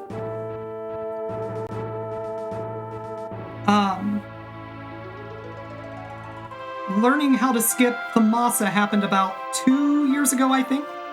It was a little bit after I was doing my Final Fantasy VI grind and I quit. And then Thamasa's skip was found, and I almost came back to it. So that was found, I think that was another one that was found by Eddie, actually. Eddie is ridiculous. Like I said, he's a Japanese tasser, and he could write a dissertation on the internals of this game. But so Thamasa's skip was found, and that was a big deal. And then it was found a way for you to use that timer in New Game Plus stuff. And all of that eventually led to, I forget who it was, I think it was Sweet Cherry Boy that found the movement to get frame perfect exits of each room in Jador so that you could keep that timer. And once you have that timer, Eddie and several other people had already explored all the crazy stuff that you can do, all the wild stuff that you can do just in this game by using that door timer. So from there, it was just a matter of routing out a good way to get locked, and then routing out a good way to get to the end of the game. And yeah, it's a real testament to programming that through all of this stuff happening, like, this game doesn't crash. That's really, really amazing.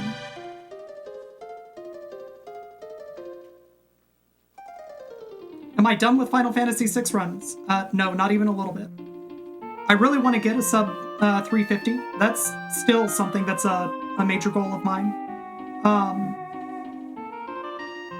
I don't have any anticipation of beating Dyne. Dyne is a machine. But I would like to get a better time. I am going to be learning Final Fantasy V. That's something that I'm going to be working on a lot pretty soon here.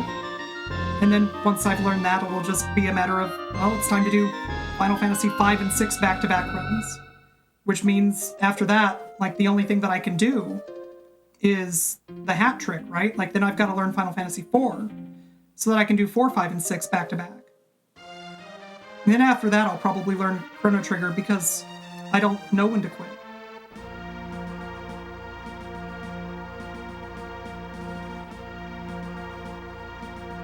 Bich, I appreciate that. I'm sure that I will have questions for you because, gosh, watching your run at ESA of Final Fantasy V was just so much fun, but what a wild run.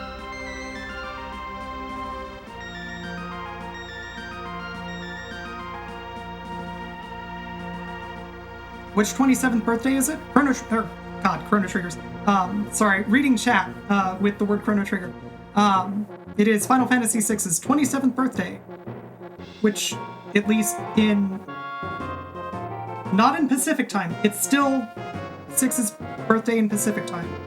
30 more minutes, but yeah, in Europe, or at least in Finland, it hasn't been Final Fantasy VI's birthday for a good 9.5 hours. But somewhere in the world, it's still Final Fantasy VI's birthday, so I get to celebrate it this way.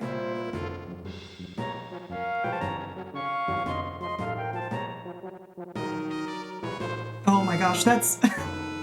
You're very kind. You are immensely wrong. No, I am. You're off by more than 10 years, friend. Substantially more than 10 years.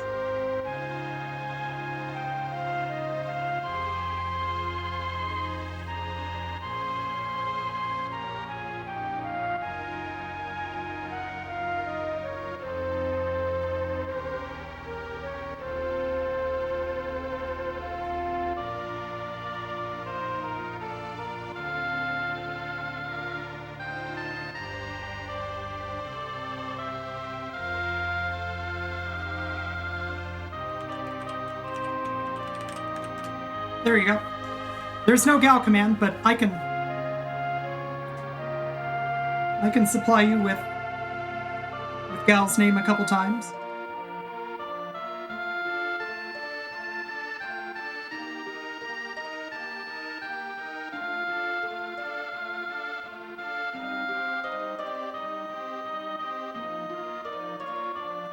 But yeah, it's been really cool to see how this run has evolved, and the work that Cherry Boy and Dine have put into this, it's been amazing.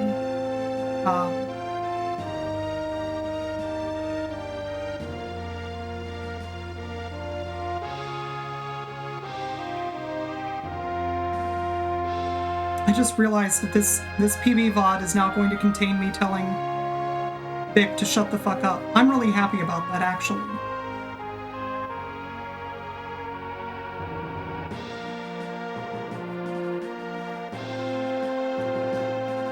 Bich is also very happy about that. Good.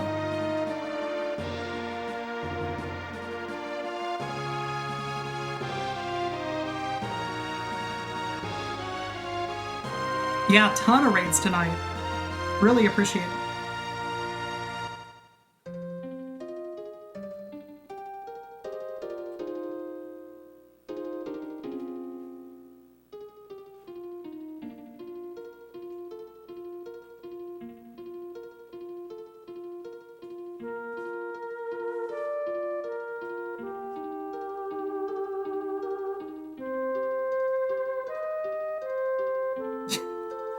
Yeah, it also has double Doom Gaze, choking Ultros like 5 times. What a terrible run. What a garbage run. Holy shit. Hey, anybody who wants to take a free second place, look at how bad this run was. It's not going to take you more than a week to steal this from me.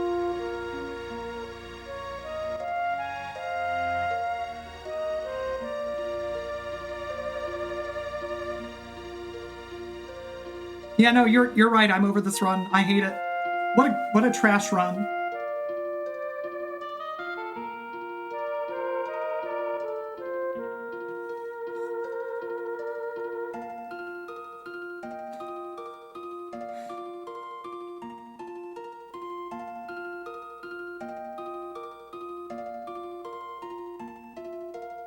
I love watching people do Let's Plays of this game. It's super fun.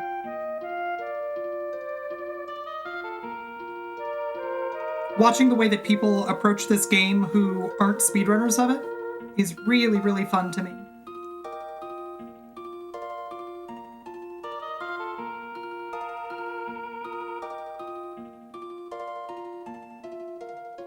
That's true of pretty much any game that I speedrun, though. Like,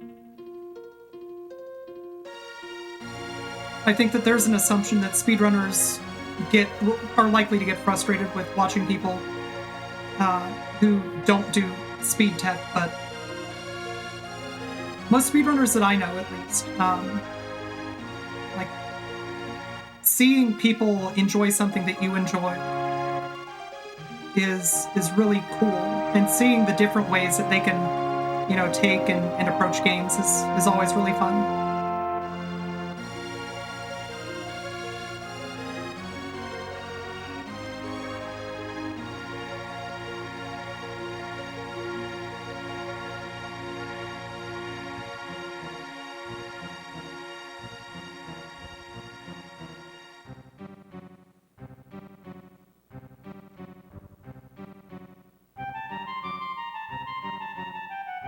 You've been wanting to play one of the updated ROM hacks with bug fixes and slight name/dialogue fixes. My understanding is that most people seem to consider the GBA version with the audio patch to be kind of the definitive. Yeah, we never named Strago, it's fine, don't worry about it. The Moss is DLC, and this is a no DLC run.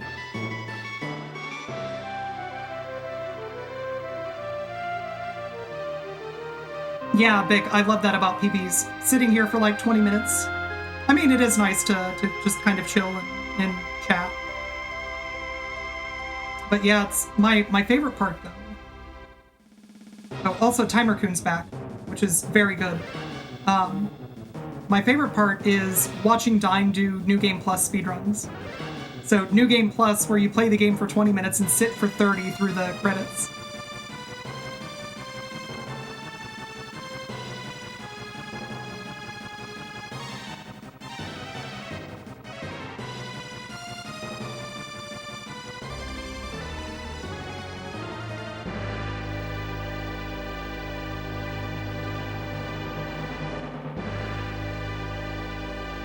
Yeah, it's not clear why Strago gets renamed to question marks after seeing his Moogle. Or I'm not clear on that. I'm sure that if you looked at the disassembly of the game, it would be entirely clear. But, that happens to every character that you end up not naming.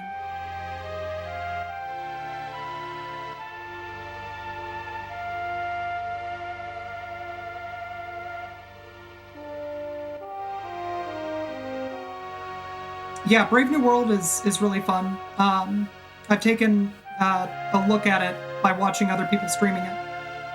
I haven't gone through it myself, but the one of the devs on it used to hang out years ago when I was doing my first Final Fantasy VI grind. And they were pretty insightful when we were talking about, like, back then used hints to do the warps around Kefka's Tower. And they were very insightful about, like, all of the reasons in the business logic that worked, and all of the interesting minor little glitches that had to be present in order for that to end up being something that's usable.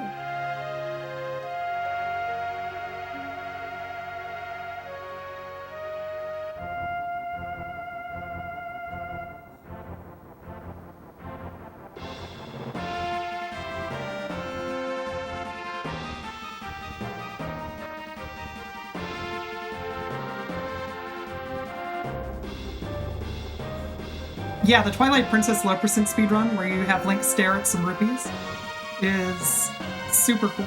Was that... For some reason I thought that was one of the Ocarina of Time engine games, either Ocarina of Time or Majora's Mask. Obviously I don't stay super up to date with any of those runs. But yeah, whichever it was, yeah, just the fact that his pickup animation is missing one frame, which causes his position to move a tiny bit every loop, is amazing. I love that. It's Twilight Princess, okay.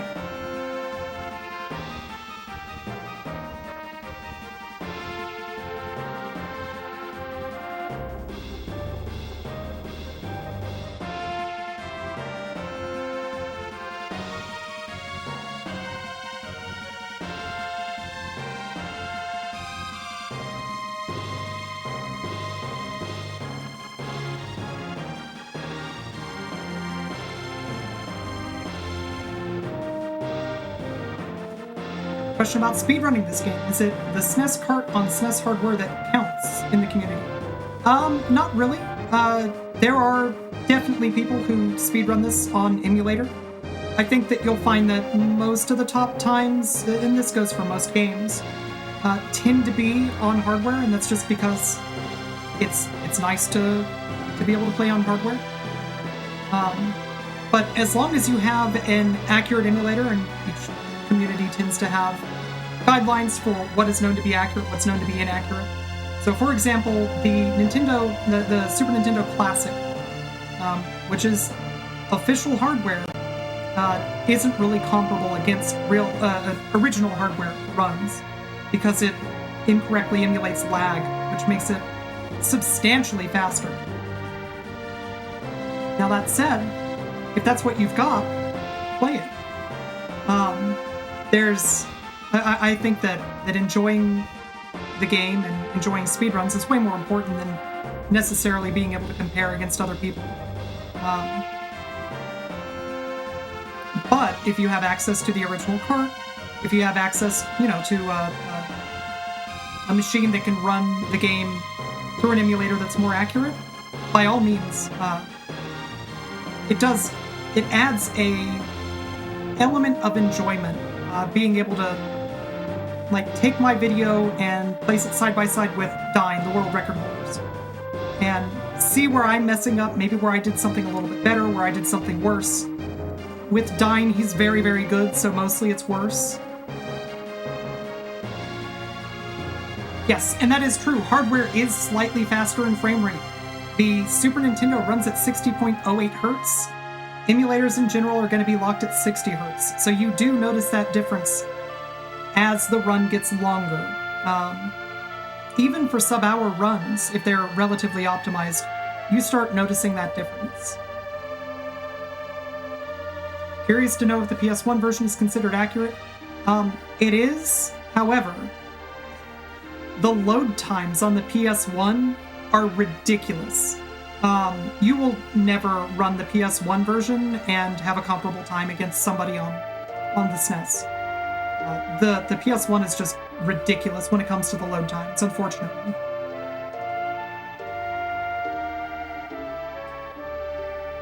And yeah, like Blocky Games says in chat, the responsiveness of controls is really big.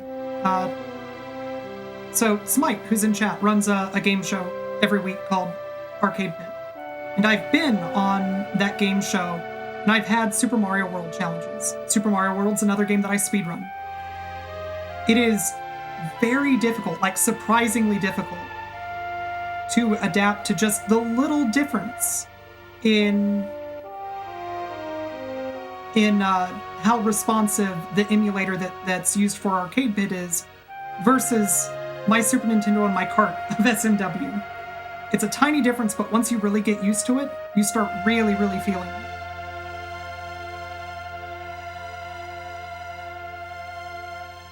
Glitch Garden. Yeah, this is a PB. We wouldn't be watching credits if it wasn't a PB.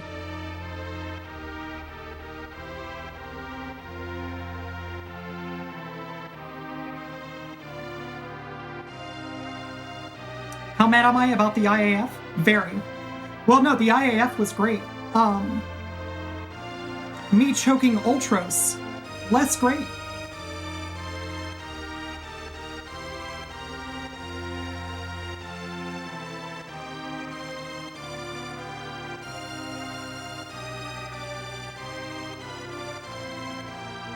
Oh wow, was the PS1 only 2 megs of RAM? Well, I guess that makes more sense why the load times were so bad. The ROM is very slightly too large to fit into RAM then, let alone the emulator. And that's a surprise. I never owned a PS1, so I don't really know anything about its hardware. Yeah, also, doing cycle-accurate emulation is quite hard.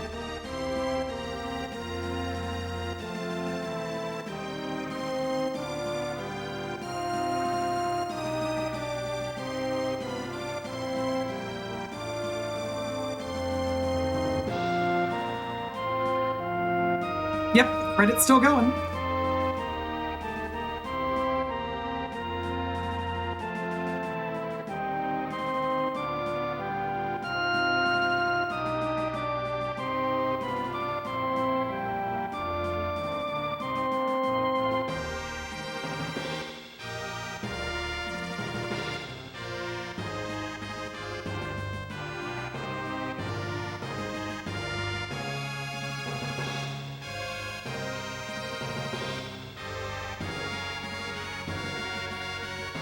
I mean, so it depends. I actually really like the approach of, in theory, having an accurate emulator. In fact, I think that some of the coolest games that have come out in the last 5 years are hyper-specialized emulators. So if you look at Wonder Boy the Dragon's Trap, which is a remake of Wonder Boy 3 the Dragon's Trap for the Master System, under the hood, that game is actually just running a very slightly modified version of the original Master System game. And it just has an emulator that was specifically built to handle interesting edge cases that come up with 16:9, to make the game responsive and playable at 60 frames per second instead of the 30 or 25, depending on region. I actually think that keeping the original ROM and building an emulator around it is a really good way to go about it. In what was it, 96 when it got re-released as part of the anthology? It was just hard to do something like that.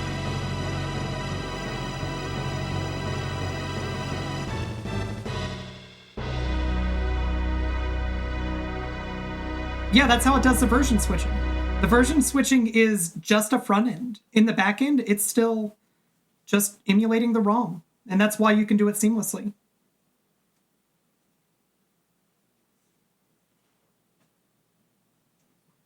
I can't believe this run PB. I really can't believe that this run PB, after choking for like a million years on Ultros, getting 2 Doom Gazes. I feel like this PB won't last too terribly long, but yeah, I can't be too upset about it, right?